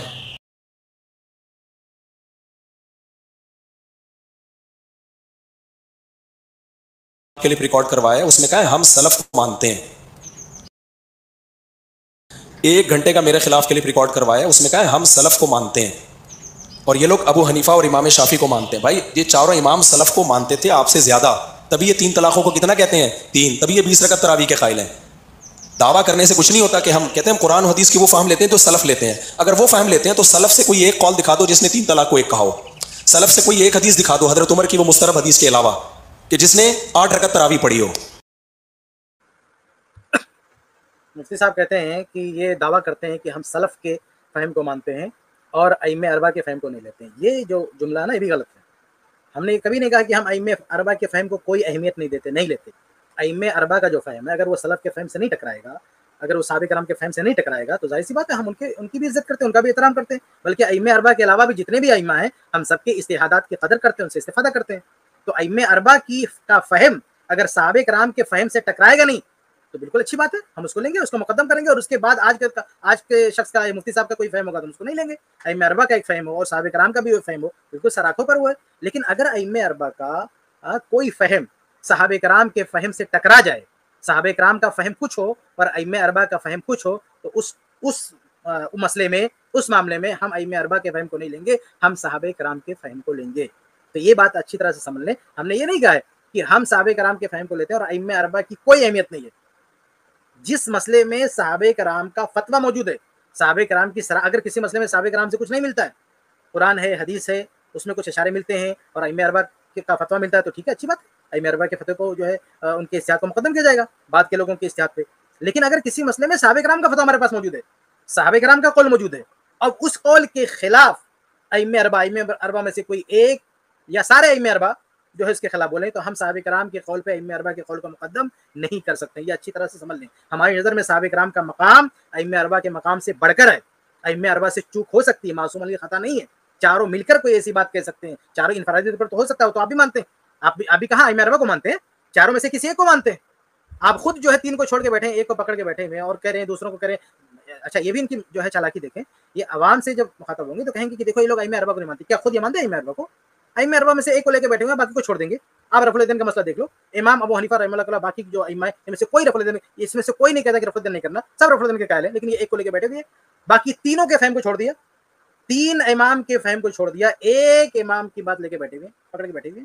لیکن ہمارا معاملہ یہ تو ہم تو کہتے ہیں کہ چاہے امام حنیفہ رحمہ اللہ ہو یا امام مالک رحمہ اللہ ہو یا امام شافعی رحمہ اللہ ہو یا امام احمد بن حنبل رحمہ اللہ ہو یا دوسرے تمام ائمہ ہوں، ان کے فہم کو، ان کے اجتہاد کو ہم پیش نظر رکھتے ہیں. اگر ان سے پہلے کے لوگوں سے، سلف سے، صحابہ کرام سے وہ اجتہاد نہیں ٹکراتا ہے ہم اس سے استفادہ کرتے ہیں. لیکن جب بات آ جائے گی صحابہ کرام کی، کہ صحابہ کرام کا ایک فتویٰ موجود ہے، ان کا ایک عمل موجود ہے، ان کی سنت موجود ہے، تو اس سنت کے خلاف ائمہ اربعہ کے یہاں سے کچھ ملتا ہے تو ہم اس کو نہیں لیں گے. سمجھ رہے ہیں؟ اور یہ آپ کو میں مثال دوں رمضان ہی سے متعلق، میں آپ کے سامنے مثال دے دیتا ہوں. رمضان ہی سے متعلق بہت سارے ایسے مسائل ہیں جس میں ائمہ اربعہ متفق ہیں لیکن صحابہ کرام کے فہم کے وہ خلاف ہے. چنانچہ ائمہ اربعہ کے یہاں آپ دیکھیں گے تو ایک مسئلہ ملے گا کہ حاملہ اور مرضیہ، حاملہ اور مرضیہ یعنی اگر کوئی عورت ہے جو حمل سے ہے اور کوئی عورت بچے کو دودھ پلا رہی ہے تو اس وجہ سے اگر وہ روزہ چھوڑ دیتی ہے تو ائمہ اربعہ یا مذاہب اربعہ ان لوگوں کا کہنا کیا ہے؟ ان کا کہنا ہے کہ بھائی ان عورتوں کو روزوں کی قضا کرنی پڑے گی. لیکن اگر ہم صحابہ کرام کو دیکھتے ہیں تو صحابہ کرام میں یہ ملتا ہے ہمیں عبداللہ بن عباس رضی اللہ تعالیٰ عنہ سے کہ وہ کہتے ہیں کہ نہیں، عبداللہ بن عباس رضی اللہ تعالیٰ عنہ اور عبداللہ بن عمر رضی اللہ تعالیٰ عنہ دونوں سے صحیح سند سے یہ بات ملتی ہے. چنانچہ سنن دارقطنی کی صحیح سند موجود ہے، حدیث نمبر 2385. اس میں ابن عباس رضی اللہ تعالیٰ عنہ کہتے ہیں کہ الحامل والمرضی جو ہے تفطر ولا تقضی، کہ حاملہ عورت اور مرضیہ عورت یہ روزہ افطار کر دے گی اور قضا نہیں کرے گی، روزے کی قضا نہیں کرے گی، وہ صرف فدیہ دے دیں گے کافی ہے، لیکن روزے کی قضا نہیں ہے. ایسے ہی مصنف عبدالرزاق میں بھی جو ہے عبداللہ بن عمر رضی اللہ تعالیٰ کا قول موجود ہے. وہ کہتے ہیں کہ حاملہ جو ہے عورت ہے وہ روزہ چھوڑ دے گی اور کھانا کھلائے گی، یعنی فدیہ دے گی اور قضا نہیں ہے. اور اسی طرح سے یہ صرف صحابہ کرام نہیں ہے، صحابہ کرام کے علاوہ بہت سارے ائمہ کا بھی یہی قول ہے، جیسے امام سعید بن جبیر رحمہ اللہ کا، اور اسی طرح سے جو کہ تابعین میں سے سعید، جو کہ ائمہ اربعہ میں سے کوئی تابعی نہیں ہے، ائمہ اربعہ میں سے کوئی امام تابعی نہیں ہے. اب دیکھیے صحابہ کرام کا فہم ہم کو مل رہا ہے کہ حاملہ مرضیہ روزے کی قضا نہیں کرے گی، فدیہ دے گی. تابعین سے بھی ہم کو مل رہا ہے اور تابعین ہی نہیں بلکہ ائمہ سے بھی ہم کو مل رہا ہے. چنانچہ امام ابو زرع رحمہ اللہ ان کا بھی یہ قول صحیح سند سے موجود ہے تفسیر ابن ابی حاتم میں. تو آپ دیکھیں کہ یہ مسئلہ یعنی روزے یعنی رمضان چل رہا ہے نا، رمضان ہی سے متعلق میں مسئلہ بتا رہے ہیں کہ یہ جو مسئلہ ہے حاملہ مرضیہ جو ہے روزے کی قضا نہیں کرے گی بلکہ فدیہ دے گی، صحابہ کرام کا یہی فہم ہے، تابعین کا یہی فہم ہے، اور بہت سارے ائمہ کا بھی یہی فہم ہے۔ اس کے برخلاف چاروں ائمہ کا اتفاق بتایا جاتا ہے، مذاہب اربعہ میں چاروں ائمہ کا اتفاق بتایا جا رہا ہے، مذاہب اربعہ متفق ہیں کہ نہیں حاملہ اور مرضیہ یہ بعد میں روزے کو قضا کرے گی۔ ہم کیوں مانیں گے مذاہب اربعہ کو؟ اگر یہ بات ائمہ اربعہ نے کہی ہے تو ہم کیوں مانیں گے اس کو، جب ہم صحابہ کرام کا فتویٰ ہمارے سامنے موجود ہے، تابعین کا فتویٰ موجود ہے، اور دیگر ائمہ کا بھی فتویٰ موجود ہے۔ تو جب صحابہ کا فتویٰ ہمارے سامنے موجود ہے تو ان کے فہم پر ہم جو ہے ائمہ اربعہ کے فہم کو کیسے مقدم کر دیں؟ اگر ہم نے اس مسئلے میں ائمہ اربعہ کی بات کو مان لیا، اس کا مطلب یہ ہے کہ ہم نے صحابہ کرام رضی اللہ تعالیٰ عنہم کے فہم کو مرجو قرار دیا اور ائمہ اربعہ کے فہم کو اس پہ راجح قرار دے دیا، جبکہ ائمہ اربعہ 4 کیا 40 مل کر بھی ایک صحابی کے فہم کی برابر نہیں ہو سکتے، مقام میں مرتبے میں ان کے برابر نہیں ہو سکتے۔ تو صحابہ کرام سے اگر مل رہا ہے اور صحابہ کرام کا جو بھی فتویٰ ہے، جو بھی عمل ہے، وہ قرآن اور حدیث سے صراحتاً ٹکرا بھی نہیں رہا ہے، تو اس فتوے کو، اس اجتہاد کو ہم مقدم کریں گے ائمہ اربعہ پہ۔ تو یہ جو آپ کہہ رہے ہیں کہ ائمہ اربعہ کے تعلق سے، تو ائمہ اربعہ کے تعلق سے جو یہ آپ کہہ رہے ہیں کہ ہم لوگ جو ہے ائمہ اربعہ کو چھوڑ دیتے، ایسی بات نہیں، ہم بھی ائمہ اربعہ کو مانتے ہیں، لیکن جہاں ائمہ اربعہ کا مسئلہ صحابہ کے مسئلے سے ہٹ کے ملے گا، صحابہ کرام کے خلاف ملے گا، وہاں ہم ائمہ اربعہ کی بات کو نہیں لیں گے بلکہ صحابہ کرام کی بات کو لیں گے۔ ایسے ہی ایک اور مسئلہ دیکھ لیں آپ، روزے میں اگر غلطی سے کسی نے کھا پی لیا، غلطی سے، مثال کے طور پر شام کو افطار کر رہا ہے اور اس کو لگا کہ سورج جو ہے ڈوب گیا اور اس نے کھا لیا، پھر اچانک پتہ چلا کہ نہیں ابھی تو ٹائم نہیں ہو تو سورج نکل آیا، یا صبح میں فجر کے ٹائم پہ سحری کھا رہا ہے اور غلطی سے سحری کا وقت ختم ہو گیا تو بھی کھاتا رہا، تو اس سے روزہ ٹوٹے گا کہ نہیں؟ ائمہ اربعہ کے روزہ ٹوٹ جائے گا، یعنی جو فقہی کتابیں ہیں وہ ائمہ اربعہ کا قول نقل کرتی ہیں کہ روزہ ٹوٹ جائے گا، ان کا اتفاق نقل کرتی ہیں۔ لیکن جب ہم صحابہ کرام کے آثار دیکھتے ہیں تو صحابہ کرام کہتے ہیں روزہ نہیں ٹوٹے گا، صحابہ کرام کہتے ہیں کہ غلطی سے کسی نے کچھ کھا لیا، یعنی سورج ڈوبنے سے پہلے کھا لیا غلطی سے، یعنی اس کو ایسا لگا کہ سورج جو ہے ڈوب گیا لیکن اس نے کھا لیا تو اس کا روزہ نہیں ٹوٹے گا۔ یہ صحابہ کرام کا فہم ہے اور یہی حدیث سے ثابت ہے۔ اللہ کے نبی صلی اللہ علیہ وسلم کے زمانے میں بعض صحابہ وہ دھاگا رکھتے تھے پتہ لگانے کے لیے کہ سحری کا وقت ختم ہوا کہ نہیں ہوا۔ جب اللہ کے نبی صلی اللہ علیہ وسلم کو پتہ چلا تو آپ نے کہا کہ نہیں، وہ جو قرآن میں سفید دھاگا کالا دھاگا ذکر ہے اس سے مراد یہ نہیں ہے، اس سے مراد جو ہے تو دن کی سفیدی، رات کی جو ہے وہ مراد ہے۔ تو حدیث رسول میں بھی یہ ان کو بتایا گیا کہ صحیح وقت کیا ہے، لیکن اللہ کے نبی صلی اللہ علیہ وسلم نے یہ نہیں کہا کہ تم لوگوں کا روزہ ختم ہو گیا پھر سے جا کے قضا کرو۔ ایسے ہی صحابہ کرام کے دور میں بھی ایک واقعہ پیش آیا کہ صحابہ کرام نے جو ہے روزہ کھولا اور اس کے بعد میں پتہ چلا کہ نہیں یہ تو اس کے بعد سورج جو ہے نکل آیا، موطا کی صحیح روایت ہے۔ تو عمر ابن خطاب رضی اللہ عنہ فرماتے ہیں کہ الخطب یسیر قد استحدنا، کہ معاملہ بڑا آسان ہے، ہم نے اجتہاد کیا، یعنی ہم نے اجتہاد کیا، اب ہم جو ہے ہمیں کوئی دقت نہیں ہے۔ اور بہقی کی ایک روایت میں ہے بھی واللہ لا نقضیہ، اللہ کی قسم ہم روزے کی قضا نہیں کریں گے۔ تو اب دیکھیے اللہ کے نبی صلی اللہ علیہ وسلم کی حدیث سے بھی مل رہا ہے اور صحابہ کرام کے آثار سے بھی مل رہا ہے کہ اگر غلطی سے کسی نے کھا لیا تو روزہ نہیں ٹوٹے گا۔ اب اس کے برخلاف ائمہ اربعہ کہتے ہیں روزہ ٹوٹ جائے گا، ہم کیوں مانیں گے ان کی بات کو؟ بھائی ہم یہاں پہ صحابہ کرام کے فتوی کو، صحابہ کرام کے فہم کو مقدم کریں گے ائمہ اربعہ کے فہم پہ۔ تو کہنے کا مطلب یہ ہے کہ جہاں صحابہ کرام کا کے فہم کے خلاف ان کا ملے گا ہم اس کو نہیں مانیں گے۔ تو تراویح کے مسئلے میں بھی آپ دیکھیں صحابہ کرام کا اتفاق ہے، عمر ابن خطاب رضی اللہ عنہ نے 11 رکعت تراویح پڑھائی، اس پہ کسی بھی صحابی نے کوئی آبجیکشن نہیں کیا، ان کا اتفاق ہے۔ اور اس کے برخلاف اگر کسی کا ملتا ہے تو ہم اس کو مقدم نہیں کریں گے، حالانکہ ملتا بھی نہیں ہے، حالانکہ اس کے برخلاف ائمہ اربعہ سے ملتا بھی نہیں ہے، بلکہ ائمہ اربعہ میں امام مالک رحمہ اللہ تو 11 ہی کے قائل ہیں، یہ زبردستی کہہ رہے ہیں کہ جو ہے ان کی روایت مسترب ہے، نہ ان کی موطا کی روایت بھی صحیح ہے اور ان کا فتویٰ بھی صحیح ہے، ان کا وہی عمل تھا، انہوں نے 11 کی تعداد روایت کی ہے اور 11 کی تعداد پہ عمل بھی کیا ہے، یہ بھی ائمہ اربعہ میں سے ایک امام ہے، اور ان کے علاوہ باقی تینوں میں سے بھی کسی سے ثابت نہیں ہے کہ 20 رکعت سنت ہے اور 11 رکعت جو ہے سنت نہیں ہے۔ جی تھے نا امام ابو حنیفہ کے بارے میں، ائمہ اربعہ تو سلف کے دور کے قریب تھے نا، امام ابو حنیفہ کے بارے میں صحیح قول یہ کہ وہ تابعی تھے، فرض کر لو تابعی نہ بھی ہوں تو او تابعین کے اکابر تابعین میں تبع تابعین میں تو آ گئے نا۔ جس شخص کے بارے میں یہ اختلاف ہونا کہ اس نے صحابہ کو دیکھا کہ نہیں دیکھا، تو کم سے کم اتنی بات تو ہو گئی کہ صحابہ کے دور کے انتہائی قریب ہیں یہ، پھر انہی کے دور کے امام مالک ہیں، پھر انہی کے شاگردوں کے شاگرد امام شافعی، پھر امام احمد، یہ امام بخاری سے پہلے کے لوگ ہیں۔ تو یہ کیا بات ہے کہ یار کوئی بھی تراویح کی 8 رکعتوں سے استدلال کر کے فتویٰ نہیں دے رہا امت کے لیے، وہ بخاری کی اس حدیث سے استدلال کر کے 8 والی، تو یہ سب کی فہم کو کیا ہو گیا بھائی؟ یہ یعنی آپ لوگوں کو اسلاف کے قریب لے کر آ رہے ہو یا اسلاف سے بدگمان کر رہے ہو؟ تو ان لوگوں نے صحابہ کو تراویحاں پڑھتے ہوئے دیکھا ہے اپنی آنکھوں سے، صحابہ کو نہیں دیکھا تو صحابہ کے شاگردوں کو تو دیکھا ہے نا، اس پہ تو دو رائے نہیں ہو سکتی۔ کیا صحابہ کے شاگرد ایک دم بدل گئے تھے؟ انہوں نے بدعت کی ایجاد کر لی؟ تو اس لیے ان کی جو آراء ہیں وہ بہت مضبوط ہیں، اقرب الی القرآن الی الکتاب والسنہ ہے، اور آج کا سعودیہ یا آج کے علماء ان کی رائے پر اعتماد نہیں کیا جا سکتا. سمجھتے ہو کہ نہیں سمجھتے ہو؟ مفتی صاحب کہہ رہے ہیں کہ یہ جو ائمہ اربعہ ہیں یہ صحابہ کرام کے دور سے بہت قریب ہیں، اگر یہ صحابہ کرام سے نہیں بھی ملے ہیں تو بھی بہت قریب ہیں، تو کیا یہ سب کے سب بدل گئے؟ تو دیکھیے یہاں پہ کئی چیزیں ہیں. پہلی بات یہ کہ انہوں نے کہا کہ بدعت ایجاد کیا. بدعت کون کہہ رہا ہے بھائی؟ یہ بھی تو ہو سکتا ہے، بلکہ اکثر اہل علم کا ہی کہنا ہے کہ مسنون رکعت اتنی ہے 11، اور اس کے علاوہ اگر نفل سمجھ کے کوئی پڑھنا چاہے تو پڑھ سکتا ہے. تو کیا ان تمام یعنی جن کی طرف آپ یہ بات منسوخ کر رہے ہیں ائمہ اربعہ، چلو مان لیتے ہیں کہ ائمہ اربعہ نے 20 کا، تو کیا ائمہ اربعہ نے 20 رکعت کو سنت کا ہے؟ یا مذاہب اربعہ میں جن لوگوں نے بھی 11 سے زیادہ پڑھا ہے کیا انہوں نے سنت سمجھ کے پڑھا ہے؟ کیا ان کا یہ دعویٰ ہے کہ اللہ کے نبی صلی اللہ علیہ وسلم سے یا صحابہ کرام سے بس یہی ثابت ہے کہ جو ہے 20 پڑھنا ہے، کسی نے سنت کا؟ بھائی دیکھیے سلف میں اگر آپ اختلاف دیکھیں گے تو اختلاف میں دو ہی پہلو ہے. ایک قول آپ کو ملے گا کہ 11، اور پھر دوسرا قول کیا ملے گا؟ 11 کے بعد کوئی حد ہی نہیں ہے.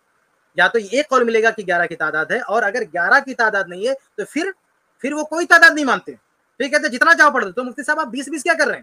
آپ اگر کہنا ہے انصاف کے ساتھ کہنا ہے تو آپ یہ کہیے کہ بعض ائمہ کا یہ اجتہاد ہے کہ 11 سے زیادہ بھی پڑھ سکتے ہیں، تو آپ کہیں 11 سے زیادہ جتنا چاہے پڑھ سکتا ہے، 20 پڑھے 40 پڑھے جتنا چاہے پڑھ سکتا ہے. تو آپ ان کی بات تو نہیں لے رہے ہیں، آپ یہ 20 کیا کر رہے ہیں؟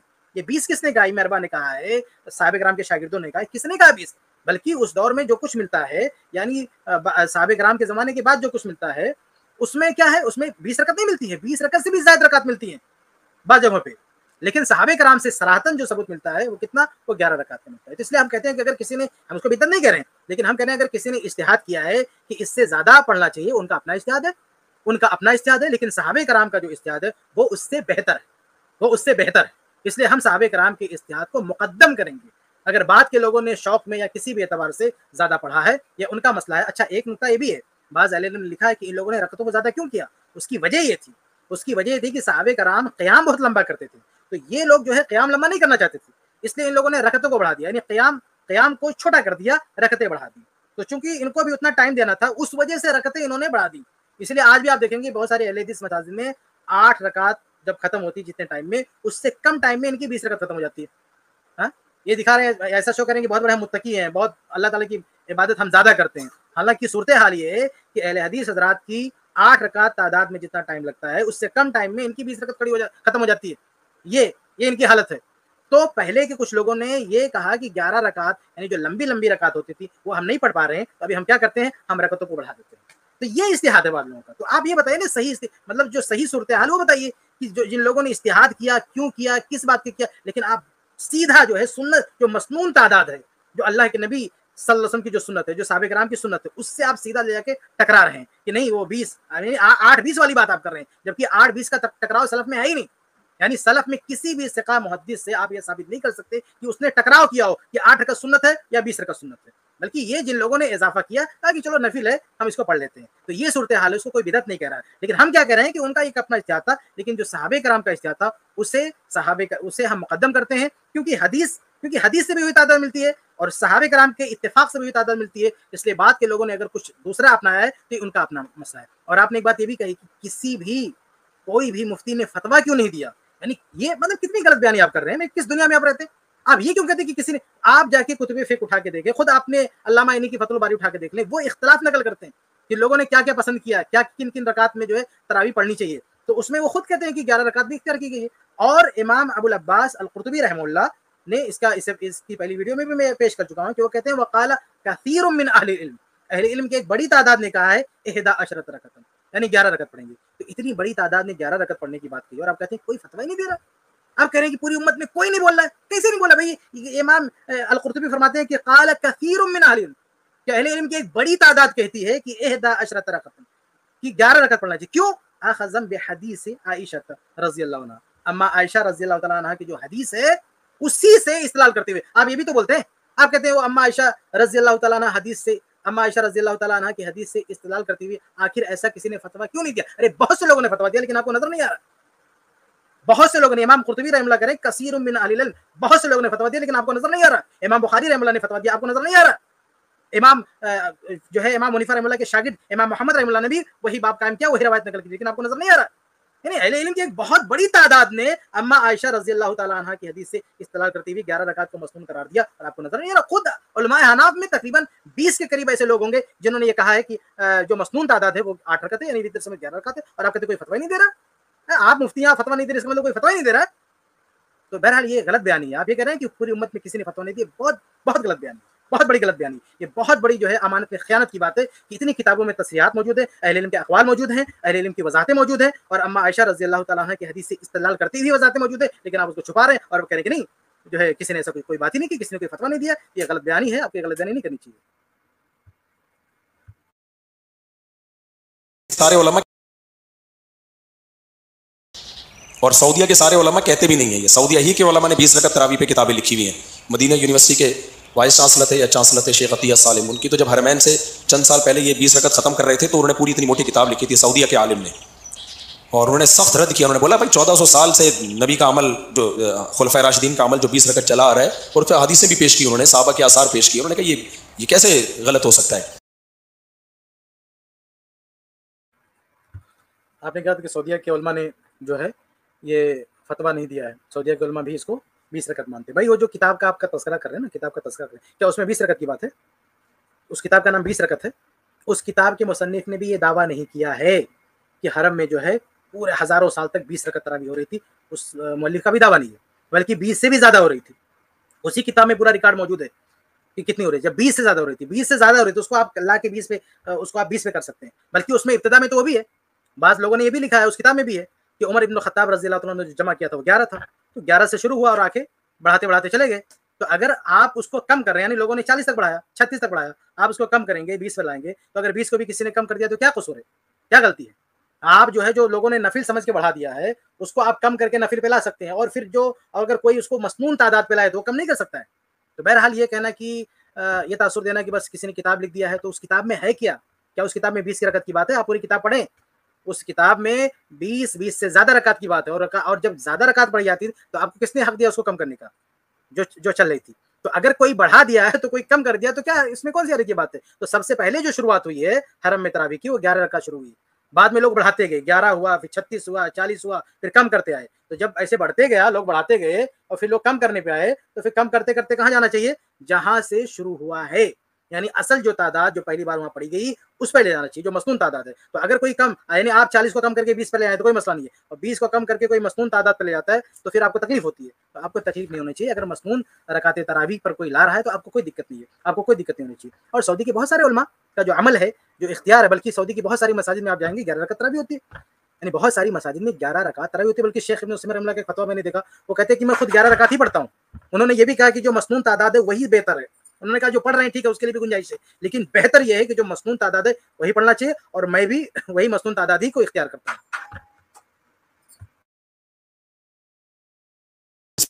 تو میں بار بار کہتا ہوں اہل حدیث جو اس پہ خوش ہو رہے ہیں کہ انہوں نے 10 رکعت پڑھ لی ہے, یہ خوشی کا مقام نہیں ہے. اس سے غیر مسلم کی نظر میں اعتماد ختم ہوگا اسلام پر. وہ کہے گا 1400 سال سے یار تمہیں بخاری مسلم کا نہیں پتا تھا, تمہیں پتہ ہی نہیں تھا بخاری میں 8 رکعتیں لکھی ہوئی ہیں, تو کبھی تو کچھ سنت پر عمل کر لیتے نا, 8 والی سنت پر کبھی تو کرتے. 1400 سال میں ایک دفعہ تو مدینہ میں 8 پڑھ کے دکھاتے, مسجد قباء میں پڑھ لیتے, حرم مسجد اقصیٰ میں پڑھ لیتے. تو یہ 1400 سال کا عرصہ خاموش رہے, اور اب جا کے ایک دم تمہارے سامنے وہ حدیثیں آئی ہیں کہ جی ایسے ہے, وہ تو ہم غلط کرتے آئے. تو میں اور آپ مطمئن ہو سکتے ہیں, غیر مسلم مطمئن نہیں ہو سکتا. آپ جواب میں کہیں گے ہم دلیل کو لے رہے ہیں, ہم امت کے عمل کو نہیں لے رہے. اب یہاں پہ مفتی صاحب نے ایک جذباتی جو ہے دلیل دینے کی کوشش کی ہے کہ بھئی وہ غیر مسلمین کیا کہیں گے, کیا اعتراض کریں گے. اچھا وہ جو 400 سال تک جو مسئلہ چل رہا تھا تو اس پہ آپ کو نہیں یہ خیال ہوا کہ غیر مسلمین کیا کہیں گے کہ 400 سال تک تمہارا کیا چل رہا تھا؟ 400 سال تک وہاں پہ مطلب 4 سال نہیں کئی 100 سال تک جو ہے 4 مسئلے وہاں پہ چل رہے تھے. آپ نے خود کہا کہ وہ غلط ہو رہا تھا تو اس کو ہٹا دیا گیا, تو وہاں پہ فکر نہیں ہوئی کہ غیر مسلمین کیا کہیں گے. نہیں, غیر مسلمین کہیں گے اس لیے اب رہنے, غیر مسلمین کہیں گے 400 سال تک تم کو پتہ نہیں چلا کہ یہ غلط ہے, ابھی تک کیا ہو رہا تھا, یعنی اتنے سالوں سے تم لوگ جو ہے 4 مسئلہ بنا کے بیٹھے تھے, کیوں ختم کر رہے ہو؟ تو وہاں پہ غیر مسلموں کا ڈر نہیں ہوا, بلکہ شاید اگر ان کے اختیار میں ہوتا تو یہ اس ٹائم پہ یہ کہتے کہ نہیں وہ مت ہٹاؤ. وہ تو سعودی حکومت نے اس کو ہٹا دیا, ورنہ یہ لوگ کہتے کہ نہیں رہنے دو. تو بہرحال یہ کہنا کہ غیر مسلمین اعتراض کریں گے, کس نے اعتراض, مجھے تو نہیں لگتا کسی نے اعتراض کیا, یہ تو آپ کا اعتراض ہے. آپ تو مسلمان ہیں ماشاءاللہ، پتہ نہیں کیوں اعتراض کریں. غیر مسلم اعتراض کر ہی نہیں رہا، آپ خود اعتراض کرے ہو، کہتے ہیں کہ غیر مسلم اعتراض کرے گا. کیوں اعتراض کرے گا غیر مسلم؟ اگر غیر مسلم کبھی سوال بھی کرے گا، وہ تو بہت ساری جگہوں پہ اعتراض کرتا ہے. وہ تو قرآن پہ بھی اعتراض کرتا ہے، تو حدیث پہ بھی اعتراض کرتا ہے. تو اس کے اعتراض کی وجہ سے ہم کوئی مسئلہ بدل دیں گے؟ وہ تو پتہ نہیں کہاں اس کو اعتراض کرے گا. تو اس کا اگر کوئی غیر مسلم اعتراض کرتا ہے تو اس کا یہ حل ہے کہ ہم جو ہے غلط جو ہو رہا ہے ہونے دیں اس کو، یعنی کوئی یا کسی چیز کو اور بہتر بنا سکتے ہیں تو ہم بہتر کی طرف نہ جائیں کیونکہ غیر مسلم اعتراض کرے گا. کوئی مسلمان کی بات ہوتی چلو کہیں کہ مسلمان اعتراض کریں گے، غیر مسلم اعتراض کرے گا. جہاں پہ غیر مسلم کو جانے کی اجازت ہی نہیں ہے وہاں کے آپ کہہ رہے ہیں کہ نہیں غیر مسلم اعتراض کرے گا، اس کا خیال رکھنا چاہیے. یعنی اس کے مطابق اب وہاں جہاں پہ اسلام نے کہا ہے کہ غیر مسلموں کا داخلہ نہیں ہو سکتا ہے، اب وہاں پہ کچھ کام کرنے کے لیے ہمیں غیر مسلموں سے پوچھنا پڑے گا؟ کس طرح کی بات آپ کر رہے ہیں؟ یعنی جہاں پہ غیر مسلموں کا داخلہ ہی نہیں ہے وہاں پہ کچھ کرنے کے لیے غیر مسلموں سے پوچھنا پڑے گا کہ وہاں ہم کیسے کریں، وہاں پہ کتنی رکعت ہونی چاہیے وہ ہم کو طے کریں گے. اور غیر مسلم نے اگر کوئی اعتراض کیا بھی تو اس کو بتایا جائے گا نا کہ یہ خانہ کعبہ یہ دلیل نہیں ہے. غیر مسلم کیا ہے؟ غیر مسلم تو یہ بھی اعتراض کرتے بھائی، آپ کو کہاں ہے؟ غیر مسلم تو یہ بھی کہتے ہیں نا کہ وہاں پہلے بت رکھے ہوئے تھے، وہ تو کہتے ہیں مندر تھا پہلے. غیر مسلم تو یہ بھی کہتا ہے کہ وہ تو مندر تھا، وہاں تو پوجا ہونے چاہیے. تو آپ کے حساب سے پوجا پاٹ شروع کر دیں وہاں پہ نا، کیونکہ غیر مسلم اعتراض کر رہا ہے. تو غیر مسلم تو یہ بھی اعتراض کر رہا ہے کہ وہ تو مندر تھا پہلے، استغفر معاذ اللہ، یہ اس کا کہنا ہے کہ وہاں پہ پوجا پاٹ ہوتی ہے اور بت وہاں رکھے ہوئے تھے. یہ حقیقت بھی ہے کہ پہلے وہاں پہ بت رکھے ہوئے تھے، اس کو ختم کیا گیا وہاں پہ. تو غیر مسلم کچھ بھی اعتراض کرے گا تو کیا ہم جو ہے اس کی وجہ سے وہاں پہ کوئی چیز اگر بہتر کی جا رہی ہے تو اس پہ روک لگا دیں گے کہ غیر مسلم اعتراض کرے گا. اور اگر کوئی سلجھا ہوا آدمی کوئی اعتراض کرتا ہے، کوئی بات پوچھتا ہے تو ہم اس کو بتائیں گے نا کہ یہ چیز ہماری دلیل نہیں ہے. ہماری اصل دلیل کیا ہے؟ قرآن اور حدیث ہے. اور ساتھ میں یہ بھی جواب کریں نا کہ یہ دلیل دے کے نہیں مطلب نہیں کر سکتے. ہم یہ بھی کہیں گے کہ یہاں پہ ہمیشہ ایسا نہیں ہوا. ہم یہ بھی کہیں گے کہ یہاں پہ کوئی یعنی جو آپ کہتے ہیں ہزاروں سال سے ایک تعداد پہ عمل نہیں ہوا، یہ ہم سمجھائیں گے اس کو. ہم کہیں کبھی 36 کبھی 40 کبھی 20 اور کبھی 11 یعنی ہر طرح کی تعداد پہ یہاں پہ عمل ہوا ہے. اب اس میں جو سب سے بیسٹ تعداد ہے، سب سے اچھی تعداد ہے، اس پہ ہماری رائے ہے کہ وہ ہونا چاہیے. تو غیر مسلم کو یہ بتائیں گے نا، آپ کی طرف تھوڑی کہیں گے کہ 20 رکعت 1000 سال سے ہو رہا ہے. یہ غلط بات ہے. یہ غلط بات کیوں بتائیں گے اس کو؟ آپ غلط بات بتا کے پھر اعتراض اس کے ذہن میں ڈالیں گے، پھر کہیں گے وہ غیر مسلم اعتراض کرتا. آپ سچی بات بتاؤ گے کیوں اعتراض کرے گا وہ؟ تو سچ بات آپ اس کو بتائیں گے کہ یہاں پہ کبھی کسی ایک تعداد پہ اتفاق نہیں ہوا، یعنی ہزاروں سالوں میں ایک تعداد پہ اتفاق نہیں ہوا. بلکہ میں آپ کی زبان میں کہنا چاہوں نا تو کم کرنے پر اتفاق. جو آپ بار بار اجماع کہہ رہے ہیں نا بھائی، دیکھیے پہلے وہاں پہ 36 رکعت ہو رہی تھی یا 40 رکعت ہو رہی تھی، تو اس رکعت پہ کم کرنے پہ اتفاق ہے کہ نہیں ہوا؟ جب رکعتیں کم کی گئی تو کیا کسی نے ٹوکا؟ کسی نے منع کیا کہ کم نہ کریں؟ تو آپ کہہ رہے ہیں کہ 20 سے زیادہ بڑھائی گئی، حالانکہ 8 بھی پڑھی گئی ہے جو آپ نہیں مان رہے. تو کہتے ہیں اس سے زیادہ پڑھی گئی. ہم کہتے ہیں اگر زیادہ پڑھی گئی لوگوں نے پڑھنے دیا تو جب کم کیا گیا تو کم بھی تو ہونے دیا گیا، یعنی 40 سے کم کیا گیا، تو 40 رکعت سے 36 رکعت سے کم کیا گیا. تو یہ ہم غیر مسلم کو بتائیں گے نا کہ یہاں پہ کوئی ایک رکعت پہ معاملہ اتفاق نہیں ہوا ہے، کبھی 11 کبھی 36 کبھی 40 کبھی کچھ. اور اس میں پھر بتائیں گے جب اتنے سارے عمل ہوئے تو اس میں سب سے بہتر طریقہ وہ ہے جو ہمارے نبی صلی اللہ علیہ وسلم کا طریقہ تھا. اجماع جب کسی چیز پہ ہو جاتا ہے نا تو پھر اس کے بعد اختلاف کرنا، جو اختلاف کرے گا وہ پھڈوں کا ذمہ دار ہوگا. 1200 سال تک امت یعنی ایک دفعہ جب جمع ہو گئی، حدیث میں آتا ہے امت گمراہی پہ جمع نہیں ہو سکتی، ایک سیکنڈ کے لیے بھی نہیں ہو سکتی. یہ فوراً کہتے ہیں صحابہ کے دور میں یا حضرت عمر کے دور میں 8 ہوئی، چلو مان لیا حضرت عمر میں، اس کے بعد کیا ہوا ہے؟ کتنی عجیب بات کر رہے ہیں کہ ایک بار اگر امت جمع ہو گئی تو امت غلط بات پہ جمع نہیں ہو سکتی. تو جمع ہو گئی نا پہلے 11 رکعت پہ. آپ جس اصول کو بیان کر رہے ہیں اسی کو اپلائی کیجئے. آپ کہہ رہے ہیں کہ ایک بار اگر امت جمع ہو گئی تو اس کے بعد میں دوسری کوئی بات نہیں آنی چاہیے. تو امت 11 رکعت پہ جمع ہو گئی تو اب دوسری بات نہیں آنی چاہیے. آپ کے اصول سے میں کہہ رہا ہوں، میں اپنا اصول نہیں بتا رہا ہوں، میں اپنا کوئی دعویٰ نہیں پیش کر رہا ہوں. آپ جس حساب سے کہہ رہے ہیں اسی حساب سے ہم کہہ رہے ہیں. آپ کہہ رہے ہیں جب ایک بار امت جمع ہو گئی تو اب وہ چیز غلط نہیں ہو سکتی، اس کے خلاف نہیں جانا چاہیے. تو بھائی امت تو جمع ہو گئی نا، کس پہ جمع ہو گئی؟ 11 رکعت پہ جمع ہو گئی. تو اب دوسری بات اس میں نہیں لانا چاہیے. اچھا چلو اس میں جب بڑھائی گئی تعداد، جب رکعت بڑھائی گئی تو پھر کیا ہوا؟ اس پر بھی تو امت کچھ کچھ زمانے تک جمی رہی. تو جب امت جمی رہی تو پھر آپ نے اس کو کم کیوں کر دیا؟ آپ نے کیوں کم کر دیا؟ اگر 36 رکعت ہو رہی تو آپ نے کم کیوں کیا؟ تو آپ گھٹائیں بڑھائیں وہ چلے گا. اگر کوئی سنت کے مطابق لائے تو آپ اس کو دعائیں دیں نہیں امت جمع ہوگی. 20 رکعت پہ کب امت جمع ہوئی؟ یعنی کون سی صدی میں 20 رکعت پہ جمع ہوگی امت؟ کوئی ایک ڈیٹ بتائیں کس دور میں امت متفق ہو گئی. اور اتفاق کا کیا مطلب، اجماع کا کیا مطلب ہے؟ یعنی اگر چلو ہم مان بھی لیں کہ حرمین میں اتنی رکعت ہوگی، اس کو سب لوگوں نے تسلیم کر لیا کہ ہاں اتنا ہونا چاہیے، تو اس سے وہ شریعت کا مسئلہ ثابت ہو جائے گا. یعنی حرمین کے باہر علماء نے اپنے گھروں میں کتنا پڑھا ہے یا کتنا فتویٰ دیا اس کی کوئی اہمیت نہیں ہے. تو آپ یہ کریں امت جمع ہوگی، مطلب اتنی ڈھٹائی کے ساتھ جو ہے آپ دعویٰ کر رہے ہیں اجماع کا، جبکہ اس کا کوئی وجود نہیں. اس طرح سے کبھی بھی امت نے اتفاق نہیں کیا ہے کہ 20 رکعت ہونی چاہیے. اگر حرم میں اتفاق بھی کر لیا کہ چلو حرم میں اتنا ہونا چاہیے, وہ دلیل نہیں ہے. حرم میں کئی سو سال تک اتفاق کر لیا لوگوں نے. کیا اتفاق کیا کہ چلو یہاں پہ 4 مصلی ہو رہا ہے, چلنے دو, وہاں پہ اتفاق ہو رہا ہے. لیکن کیا حرم کے باہر اس کے خلاف رائے نہیں پائی جاتی تھی؟ پائی جاتی تھی. تو ایسے اگر حرم میں اتفاق ہو گیا کہ چلو انتظامی طور پر, یعنی وہ جو اتفاق ہے نا وہ انتظامی اتفاق کر سکتے ہیں آپ, یعنی اجتہادی اتفاق نہیں کر سکتے کہ پورے عالم اسلام کا اجتہاد یہی تھا کہ نہیں یہاں پہ اتنا ہونا چاہیے. بھائی جو انتظام سنبھالتے ہیں, جو لوگ اثر و رسوخ والے تھے, ان لوگوں نے کہا چلو اتنا ہے, ٹھیک ہے, لوگوں نے مان لیا. لیکن اس سے باہر کے لوگوں نے کتنا پڑھا, کیا سب نے 20 ہی پڑھا, اتنا پڑھا؟ ہرگز نہیں, ایسا نہیں ہوا. تو بہرحال یہ اس کو اجماع بنانے کی کوشش کرنا یہ بہت بڑی بددیانتی کی بات ہے کہ آپ گھما پھرا کے آپ اس کو اجماع بول دیں کہ امت متفق ہوگی. اگر آپ کو اجماع بولنا ہی ہے تو آپ یہ کہیں گے صحابہ کرام کا اتفاق ہو چکا. اور حقیقت ہے کہ صحابہ کرام رضی اللہ تعالیٰ عنہ نے جب 11 رکعت پڑھا ہے عمر ابن خطاب رضی اللہ تعالیٰ عنہ کے آرڈر پر, تو اس کے بعد اس سے کسی نے اختلاف کیا ہو, یہ کوئی ثبوت نہیں ملتا ہے. سے کہتا ہوں کہ آپ مجھے ایک بات بتاؤ, آپ کہتے ہو ہم تو صدیوں سے اہل حدیث چلے آ رہے ہیں. جتنے اہل حدیث بر صغیر میں ہیں, کسی کے والد حنفی ہوں گے, کسی کے دادا حنفی ہوں گے, کسی کے پردادا حنفی ہوں گے, بہت حد سے ہوئی تو پردادا سے اوپر حنفی ہوں گے. تو اگر آپ صدیوں سے چلے آ رہے ہوتے تو آپ کنورٹڈ کیوں ہوتے؟ دیکھو میں حنفی ہوں, میرے ابا بھی حنفی, میرے دادا بھی, میرے پردادا بھی, میرے سکڑ دادا بھی, وہ چلے گئے نا. جب سے فقہ حنفی وجود میں آیا ہے ساری نسل کیا ہوگی, ابو حنیفہ تک حنفی ہوگی. سمجھ رہے ہو کہ نہیں سمجھ رہے؟ اس سے پہلے کیا تھا, فقہ وہی تھا, نام حنفی پڑا نہیں تھا. یہ بھی عجیب بات ہے. کہتے ہیں یعنی اب حق ثابت ہوگا, یعنی خاندانی نسب کے اعتبار سے.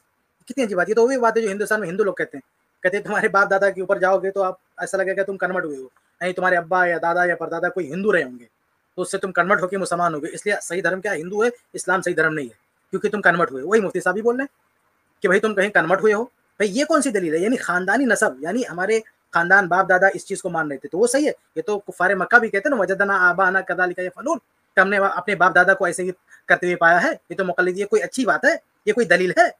یہ تو اللہ کے نبی صلی اللہ علیہ وسلم نے جب توحید کی دعوت پیش کی تو ان لوگوں نے, مشرکین مکہ نے کیا کہا؟ انہوں نے بھی تو یہی کہا جو آپ کہہ رہے ہو کہ وجدنا آباءنا کذالک یفعلون, ہم نے اپنے باپ دادا کو ایسے بھی کرتے پایا. یہ باپ دادا کا سلسلہ یہ دلیل ہے کسی بات کے حق ہونے کی؟ یعنی آپ کے باپ دادا غلط کر رہے تھے تو غلط ہی ہونا چاہیے.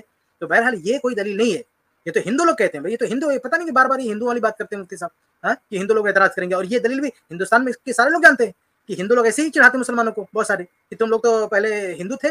اور جب کوئی, اور بہت سارے لوگ جو مرتد ہو جاتے ہیں تو کیا کہتے ہیں گھر واپسی. ہندو لوگ کیا بولتے ہیں؟ گھر واپسی. گھر واپسی کیوں بولتے ہیں؟ یعنی کوئی مسلمان اگر مرتد ہو کے ہندو بن جاتا ہے تو کہتے ہیں کہ اس نے گھر واپسی کیا.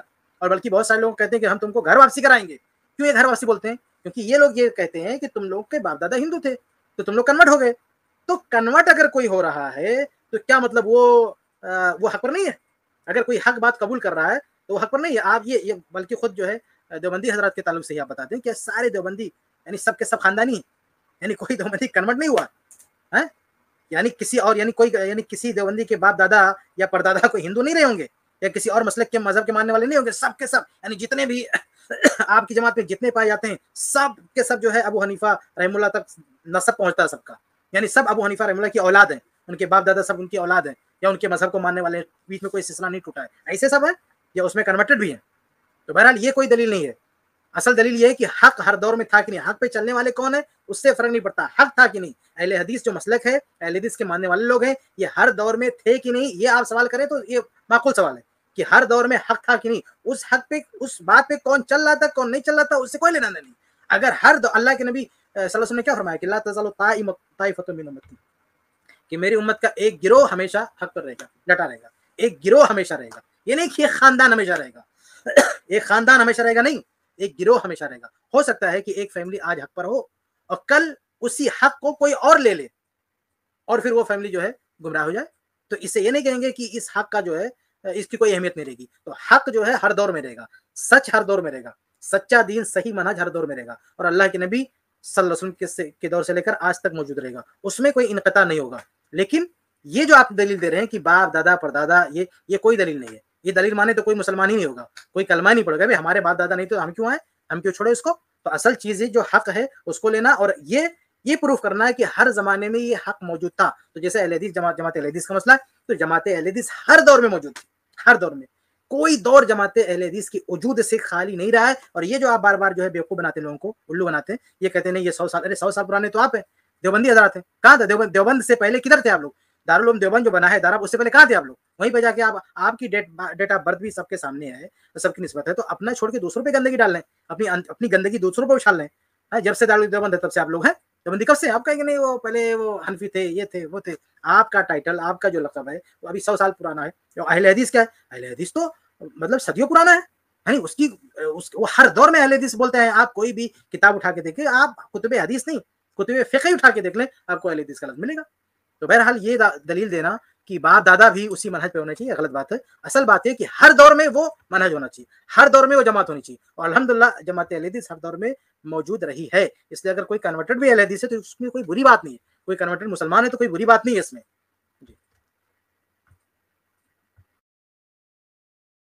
हम सदियों से चले आ रहे हैं, ये गलत है। जितने भी बर्रे सगीर में, लेकिन आप कह रहे हो कि हम सदियों से चले आ रहे हैं, ये गलत है। जितने भी बर्रे सगीर में अहले हदीस हैं, अब्बा या तो खुद कन्वर्ट हुआ होगा अहले हदीस हनफी से, या अब्बा कन्वर्ट हुए होंगे, या दादा या परदादा, या बहुत ही कोई लाखों में एक होगा जो परदादा से ऊपर। उसके बाद आपको माजी में जितना जाएंगे ना, ये सिमटते नजर आएंगे। देखिए कितनी जो है बेहयाई के साथ मुफ्ती साहब कह रहे हैं कि मतलब ये इतना अजीबोगरीब दावा कर रहे हैं कि पहले थे ही नहीं अहले हदीस, पहले अहले हदीस थे ही नहीं। हालांकि हिंदुस्तान में सबसे पहले जो आमद हुई अहले हदीसों की आमद हुई। जब अहले हदीस यहाँ पे आए हैं उस वक्त ना कोई फ़िक़्ह हनफी थी, बल्कि सहाबे कराम रज़ियल्लाहु तआला अन्हुम के दौर में सहाबे कराम यहाँ पे आ चुके हैं, और सहाबे कराम ताबीन यहाँ पे आ चुके हैं। और ताबीन क्या थे? अहले हदीस थे। ताबीन भाई उस जमाने में ताबीन थे, वो अहले हदीस थे, हदीस पे चलने वाले थे, हदीस उनका मसलक था, हदीस उनका मजहब था।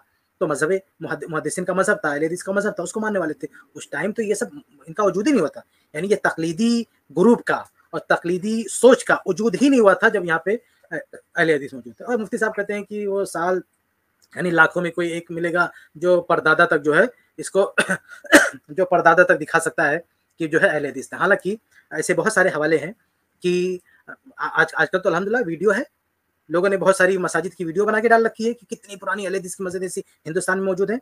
बल्कि एक हवाला मैं आपको दे दूं, खुद जो है फिर आपकी किताब से कि अहले हदीस कब से हैं, आपकी किताब से हम हवाला दे देते हैं। ये जो आपकी किताब है रद्दुल मुतार, इब्ने आबिदीन रहमतुल्लाह की किताब है, इसमें एक वाक़या नकल है, जरा देखें आप ये वाक़या क्या है। ये किताब है, इसमें किताबुल हुदूद बादुत ताज़ीर में एक वाक़या नकल है, वो आप देखें। देखिए स्क्रीन पर वो दिख रहा है। इसमें एक वाक़या नकल है कि अन्ना रजुलन मिन अस्हाबि अबी हनीफा, कि अबू हनीफा रहमतुल्लाह के मानने वालों में से किसी ने, नहीं किसी हनफी ने क्या किया, किसी हनफी ने खतबा इला रजुलिन मिन अस्हाबिल हदीस इब्नतहु फी अहदी अबी बकर अल-जौज़ानी। ये अबू बकर अल-जौज़ानी के दौर में हुआ, और ये किस दौर के थे? ये 3री सदी हिजरी के दौर थे, यानी 3री सदी हिजरी में अहले हदीस का वजूद था। ये खुद आपकी किताब कह रही है, ये किताब आपकी हमारी नहीं है, ये आपकी किताब में ये वाक़या जो है मनक़ूल है कि एक आदमी को जो है एक हनफी शख्स ने जो है एक अहले हदीस शख्स को जो है क्या किया, पैगाम दिया, शादी का पैगाम दिया अपनी बेटी का के लिए, उनकी बेटी के लिए शादी का पैगाम दिया। तो फ़अबा इल्ला अन यतरुका मज़हबहु फ़यक़रअ ख़ल्फ़ल इमाम व यरफ़अु यदैहि इंदल इन्हितात व नहवी ज़ालिका फ़अजाबहु फ़ज़व्वजहु। तो आप देखें कि जब उस शख्स ने पैगाम दिया, एक हनफी शख्स ने कहा कि मैं शादी करना चाहता हूँ, तो अहले हदीस ने क्या कहा? अहले हदीस ने कहा कि तब तक शादी नहीं हो सकती जब तक कि तुम इमाम के पीछे सूरह फातिहा पढ़ना ना शुरू कर दो और रफ़ुल यदैन ना शुरू कर दो, यानी रुकू में जाते हुए जब रफ़ुल यदैन न कर लो, व नहवी ज़ालिका, और इस तरह के और मसाइल जो अहले हदीस के जो है, अहले हदीस का जो शियार है, यानी अहले हदीस के जो एक अलामात हैं कि वो हदीसों पर, इन जिन्होंने तक़लीद को तर्क करके जो हदीसों जो साबित शुदा जो मसाइल है उस पर अमल करते हैं। तो कहा कि जब तक तुम ये सब नहीं मानोगे, जब तक तुम्हारी शादी नहीं कर सकते। तो फ़अजाब, वो मान गया, कन्वर्ट हो गया। ये कह रहे हैं कि आज कोई कन्वर्ट हो गया भाई, इमाम यानी 3री सदी हिजरी में ये हनफी कन्वर्ट हो रहा है और कन्वर्ट होकर अहले हदीस बनना है। 3री सदी हिजरी में हनफी कन्वर्ट होकर अहले हदीस बनना है और उसके बाद उसकी शादी हो रही है। तो ये कहाँ लिखा हुआ है? ये आपकी किताब में लिखा हुआ है, आपने लिखा है, आपने खुद सबूत दिया है। अब यहाँ तो आप नहीं कह सकता ना कि वो अहले असहाबुल हदीस मुहद्दिसीन के माने में है।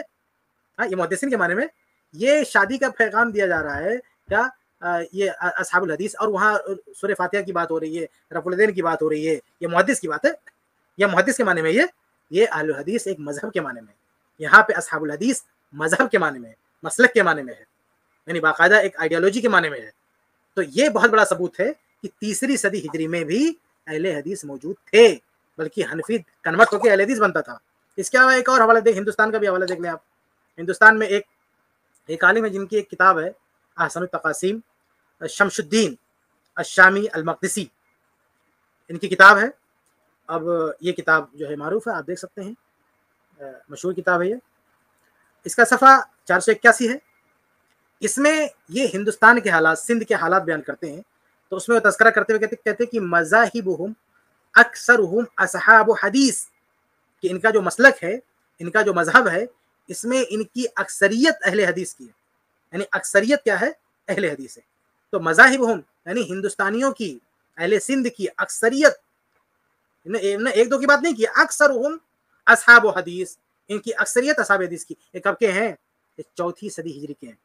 اس چوتھی صدی ہجری میں اپنی آنکھوں دیکھا حال کہہ رہے ہیں، آپ کہہ رہے ہیں کہ لاکھوں میں کوئی اور ملے گا جو باپ دادا تک پہنچے گا۔ ارے بھائی، یہ تو کہہ رہے ہیں کہ اکثر چوتھی صدی ہجری میں کہہ رہے ہیں کہ اکثر اہل حدیث وہاں سے تھے۔ بہرحال یہ غلط بیانی نہ کریں، یہ آپ کہتے ہیں کہ نہیں، آپ جو ہے ایک دو پیڑھی کی بات کریں، میں نے آپ کو تیسری صدی ہجری سے حوالہ دے دیا، آپ کی کتاب سے بھی اور ایک دوسری کتاب سے بھی، کہ یہ اہل الحدیث تھے۔ اور انہوں کیا، یہ جو ابھی میں نے حوالہ دیا، اس میں ان کے الفاظ دیکھیں کیا ہے، ان کے الفاظ کیا، مذاہبہم۔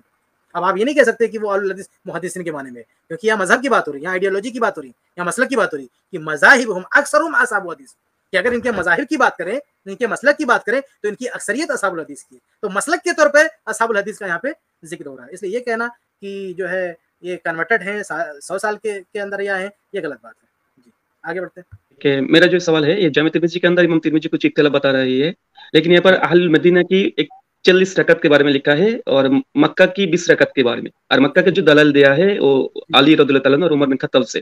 تو کچھ حنفی حضرت استدلال کرتی ہے ایسے، جو امام ترمذی کی وقت تک 20 رکعت اور ایک 40 رکعت کے بارے میں لکھا ہے، 39 رکعت کے بارے میں لکھا ہے، لیکن 8 رکعت کا کوئی ذکر نہیں ہے۔ تو اس سے پتہ چلتی ہے امام ترمذی کی وقت تک کوئی 8 رکعت تراویح نہیں پڑتی ہے، اس لیے اختلاف بتا ہے، لیکن 11 رکعت کی کوئی یعنی اس میں دو پوائنٹ ہے۔ ایک تو یہ کہ عمر رضی اللہ تعالیٰ عنہ والی روایت جو 20 والی ہے، اس کی طرف انہوں نے اشارہ کیا ہے، اور دوسرا ایک اس میں 11 کی تعداد کیوں نہیں ذکر کی ہے نا؟ جی جی جی جی۔ تو پہلا سوال جو یہ ہے نا کہ 11 کی تعداد کیوں نہیں ذکر کی ہے، تو دیکھیے امام ترمذی رحمہ اللہ یہ اپنے دور کی بات نقل کر رہے ہیں، یہ اپنے دور کی بات نقل کر رہے ہیں، پرانے دور کی بات نہیں نقل کر رہے ہیں جب 11 ہو رہی تھی۔ دیکھیے امام مالک رحمہ اللہ کے دور میں 36 ہو رہی تھی، اس کا نقل کیا انہوں نے نہیں نقل کیا۔ آپ پڑھ کے دیکھیے اوپر سے نیچے تک، کہیں 36 رکعت دکھ رہی ہے؟ نہیں، مدینہ میں دکھ رہی ہے؟ نہیں دکھ رہی نا؟ نہیں، حالانکہ 36 رکعت پڑھی جاتی تھی پہلے، امام مالک رحمہ اللہ کے دور میں 36 رکعت پڑھی جاتی تھی، تو وہ وہاں پہ نہیں دکھ رہی ہے۔ تو اور ایسے ہی یہ جانے دیں آپ، امام ترمذی رحمہ اللہ ضروری نہیں ہے کہ ہر قول ذکر کریں، وہ جیسے سینے پہ ہاتھ باندھنے کے سلسلے میں، ہاں بھی کچھ لوگ یہ اعتراض کرتے ہیں کہ امام ترمذی رحمہ اللہ نے سینے پہ ہاتھ باندھنے کا ذکر نقل نہیں کیا، وہ ناف کے نیچے نقل کیا اور ناف کے اوپر نقل کیا۔ بھائی ایک قول تو ہاتھ چھوڑنا بھی ہے نا، اور عبداللہ بن زبیر رضی اللہ عنہ سے ثابت بھی ہے ہاتھ چھوڑ کے نماز پڑھنا، ہاں تو کیا اس کو ذکر کیا امام ترمذی رحمہ اللہ نے؟ نہیں ذکر کیا۔ تو ضروری نہیں ہے کہ امام ترمذی رحمہ اللہ ہر قول نقل کریں، تو ایسا نہیں ہے کہ امام ترمذی رحمہ اللہ نے کوئی استیاب کا دعویٰ کیا ہے، جو ایک عام اقوال ہوتے ہیں وہ نقل کر دیتے ہیں، بہت سارے اقوال چھوڑ بھی دیتے ہیں، تو ضروری نہیں ہے کہ وہ سارے اقوال نقل کریں۔ تو یہاں تراویح کے مسئلے میں اپنے دور میں جیسا انہوں نے دیکھا ویسا پایا، یہ تو نہیں کہ انہوں نے کہا کہ اللہ کے نبی صلی اللہ علیہ وسلم کے زمانے سے ایسا آ رہا ہے، یہ پہلی بات۔ دوسرا جو ہے نا کہ صحابہ کی طرف جو ہے عمر رضی اللہ عنہ کے تعلق سے جو نقل کیا، تو کیا کہا علی ما روی عن عمر، کہ اکثر اہل علم اس تعداد پر ہیں کہ جو عمر رضی اللہ تعالیٰ عنہ سے، علی رضی اللہ تعالیٰ عنہ سے اور وغیرہ سے مروی ہے 20 رکعت۔ وہ ان حدیثوں کو صحیح نہیں بول رہے ہیں، وہ کہہ رہے ہیں کہ ان سے بھی یہ تعداد نقل ہے۔ اس سے یہ ثابت نہیں ہوتا کہ امام ترمذی رحمہ اللہ ان حدیث کو صحیح مانتے ہیں۔ اب جیسے آگے ایک قول انہوں نے یہ بھی نقل کیا ہے کہ بھئی ایک رائے یہ ہے کہ اس کے اندر کوئی متعین تعداد نہیں ہے، جتنا چاہے آدمی پڑھ سکتا ہے۔ تو کہہ رہے ہیں کہ بعض اہل علم اس رائے پر ہیں جو مروی ہے عمر رضی اللہ تعالیٰ عنہ سے، ان سے منسوب ہے، تو ہم اس کا انکار کر رہے ہیں، یقیناً ان سے مروی ہے لیکن صحیح سند سے مروی نہیں ہے۔ عمر رضی اللہ تعالیٰ عنہ سے مروی یعنی ان سے وہ چیز نقل کی جاتی ہے، لیکن وہ صحیح سند کے ساتھ وہ ثابت نہیں ہے۔ تو امام ترمذی صرف بتا رہے ہیں کہ بعض یہ ہیں، بعض یہ ہیں، بعض یہ ہیں، ہاں بعض یہ ہیں، تو وہ صرف گنا رہے ہیں کہ یہ ہے تو یہ کس بنیاد پر ہے۔ تو کچھ لوگ جو ہے 20 رکعت پڑھتے ہیں اور یہ کہہ رہے ہیں کہ 20 رکعت یہ بات صحابہ سے مروی یعنی اسے نقل کی جاتی ہے، لیکن اس کی سند پہ حکم نہیں لگا رہے ہیں کہ وہ صحیح ہے۔ तो अगर कोई वो पढ़ रहा है तो उनका मसला, वो अखबार गिना रहे हैं, तो उससे ये साबित नहीं होता। यानी इमाम तिरमिजी रहमुल्लाह, अगर इमाम तिरमिजी रहमुल्लाह कह भी देते ना, इमाम तिरमिजी रहमुल्लाह कह भी देते कि वो उमर रज़ी अल्लाह से साबित है, तो भी ये दलील नहीं होती। अभी थोड़ी देर पहले मुफ्ती साहब कह रहे थे कि इमाम इब्न खुज़ैमा रहमुल्लाह, इमाम इब्न हिब्बान रहमुल्लाह अगर सही कह दे तो उनका दावा है, वो सही बुखारी सही मुस्लिम की तरह से दूसरा कोई इख्तलाफ कर सकता है। ऐसे इमाम तिरमिजी रहमुल्लाह भी है, अगर वो सही भी कह देते तब भी कोई मसला नहीं था, इख्तलाफ किया सकता। लेकिन यहाँ उन्होंने तो सही कहा ही नहीं है, यहाँ उन्होंने सिर्फ ये कहा कि उनसे ये तादाद मंसूब है, तो इससे कुछ साबित नहीं होता। इसमें वो सिर्फ तज़किरा कर रहे हैं, अक़वाल जिक्र कर रहे हैं, उससे कोई शरई मसला साबित नहीं होता। वो अक़वाल है कि कुछ ये कर रहे हैं, कुछ ये कर रहे हैं। जी अच्छा अच्छा, शुक्रिया, जज़ाकल्लाह खैरन। और एक सवाल, यजीद बिन खुसबे की जो रिवायत है 20 रकात के बारे में, इस हदीस को सलफ से कोई ज़ईफ़ कहा और शाज़ कहा, कोई रिवायत मिलती है क्या? हाँ, मोहम्मद बिन यूसुफ रहमुल्लाह से जब पूछा गया, उनके एक शागिर्द ने पूछा, कहा कि भाई वो यजीद इब्न खुसैबा, वो आप जो है वो 8 रकत बयान 11 बयान करते थे, तो उनसे किसी ने कहा कि जो है यजीद इब्न खुसैबा तो इतना बयान करते, कहते ये उनका मसला है, ये उन्होंने सुना है, वो जैसा कर रहे हैं वैसा बयान कर रहे हैं। लेकिन मोहम्मद बिन यूसुफ ने उनकी, यानी उनको मालूम था कि ये ऐसा बयान कर रहे हैं, लेकिन उसे कबूल नहीं किया। और फिर जब उनका शागिर्द जाके उनसे पूछता है यजीद इब्न खुसैबा से कि आप जो है तेज बता रहे हैं जबकि मोहम्मद बिन यूसुफ जो है 11 बता रहे हैं, तो कहते हैं हसीब तो अन्नस साहिब का, मुझे ऐसा लगता है कि उन्होंने इसको कहा है। तो सबसे पहले उस पर अदम इत्मीनान का इजहार करने वाले, उसके खिलाफ बोलने वाले कौन है? मोहम्मद बिन यूसुफ रहमुल्लाह। जी अच्छा अच्छा। और फिर आप देखें कि इमाम मालिक रहमुल्लाह मोहम्मद बिन यूसुफ के शागिर्द, यानी उसी दौर के। इमाम मालिक रहमुल्लाह उसी दौर के ना, मोहम्मद यूसुफ के शागिर्द है। यानी यजीद बिन खुसैफा और मोहम्मद बिन यूसुफ ये दोनों हम तबका है ना, एक ही दौर के। और इमाम मालिक रहमुल्लाह उनके शागिर्द हैं मोहम्मद बिन यूसुफ से। और इमाम मालिक जो फवाइद अकीदा का नसबरी के अंदर जो वक्त मौजूद है, इमाम मालिक रहमुल्लाह कहते हैं कि मुझे नहीं मालूम कि ये सारी चीजें लोगों ने कहां से ले आई, तो इमाम मालिक रहमुल्लाह ने भी उसको तस्लीम नहीं किया। जी अच्छा अच्छा, ठीक है शेख, शुक्रिया। और एक बात ये होती है ना, एक ज़ाब्ता ये भी होता है, देखो मोहम्मद बिन यूसुफ रहमुल्लाह ने तो सिर्फ अपनी कुव्वत समाअत पे भरोसा करते हुए, उस पर फुल कॉन्फिडेंस था उनको, उन्होंने कह दिया कि वो बयान करते वो जाने, उनका मसला है। लेकिन जब हम देखते हैं कि मोहम्मद यूसुफ के शागिर्दों को, तो उनके तकरीबन 6-7 शागिर्द मुत्तफिक हैं 11 पे, यानी 6-7 शागिर्द जो है उनके 11 नकल कर रहे हैं जो है। तो इतनी बड़ी तादाद जो है उसमें मुत्तफिक है, इसका मतलब है कि मोहम्मद बिन यूसुफ के साथ कोई मसला नहीं है। और यजीद इब्न खुसैफा वो कंफ्यूज है, उनसे उतने बड़े शागिर्द नहीं है रिवायत कर रहे हैं। और उनसे जब पूछा गया तो उन्होंने खुद जो है शक का इजहार कर दिया। इसलिए शेख अलबानी रहमुल्लाह ने भी सलात तरावी में ये बात लिखी है कि जब यजीद इब्न खुसैफा को कॉन्फिडेंस नहीं है अपनी तादाद पे, इनको यकीन नहीं है, जिस तरह से मोहम्मद बिन यूसुफ रहमुल्लाह को यकीन है कि भाई हमने यही सुना है, उस तरह से उनको यकीन नहीं है। जब उनसे पूछा गया कि क्या वाकई आपके उस्ताद ने एक चीज़ बताई, तो उन्होंने कहा हसीब तो मुझे लगता है, उन्होंने कहा मुझे लगता है। तो उस तरह से कॉन्फिडेंस उनके पास नहीं है। और उनसे बहुत दूसरे मकामात पे गलती करना भी साबित है। यानी ये नोटिस किया गया है कि यजीद इब्न खुसैफा से दूसरी रवायात में भी गलती हुई है, लेकिन मोहम्मद बिन यूसुफ रहमुल्लाह का कोई रिकॉर्ड नहीं है, यानी उनसे गलती होने का कोई रिकॉर्ड नहीं है। भाई वो गलती कर सकते हैं, लेकिन नोटिस नहीं किया गया है, रिकॉर्ड में नहीं है, जरह तादील में कोई रिकॉर्ड नहीं उनका कि उन्होंने कहीं गलत किया हो, इसलिए उनकी बात को जो है मुकद्दम रखेंगे।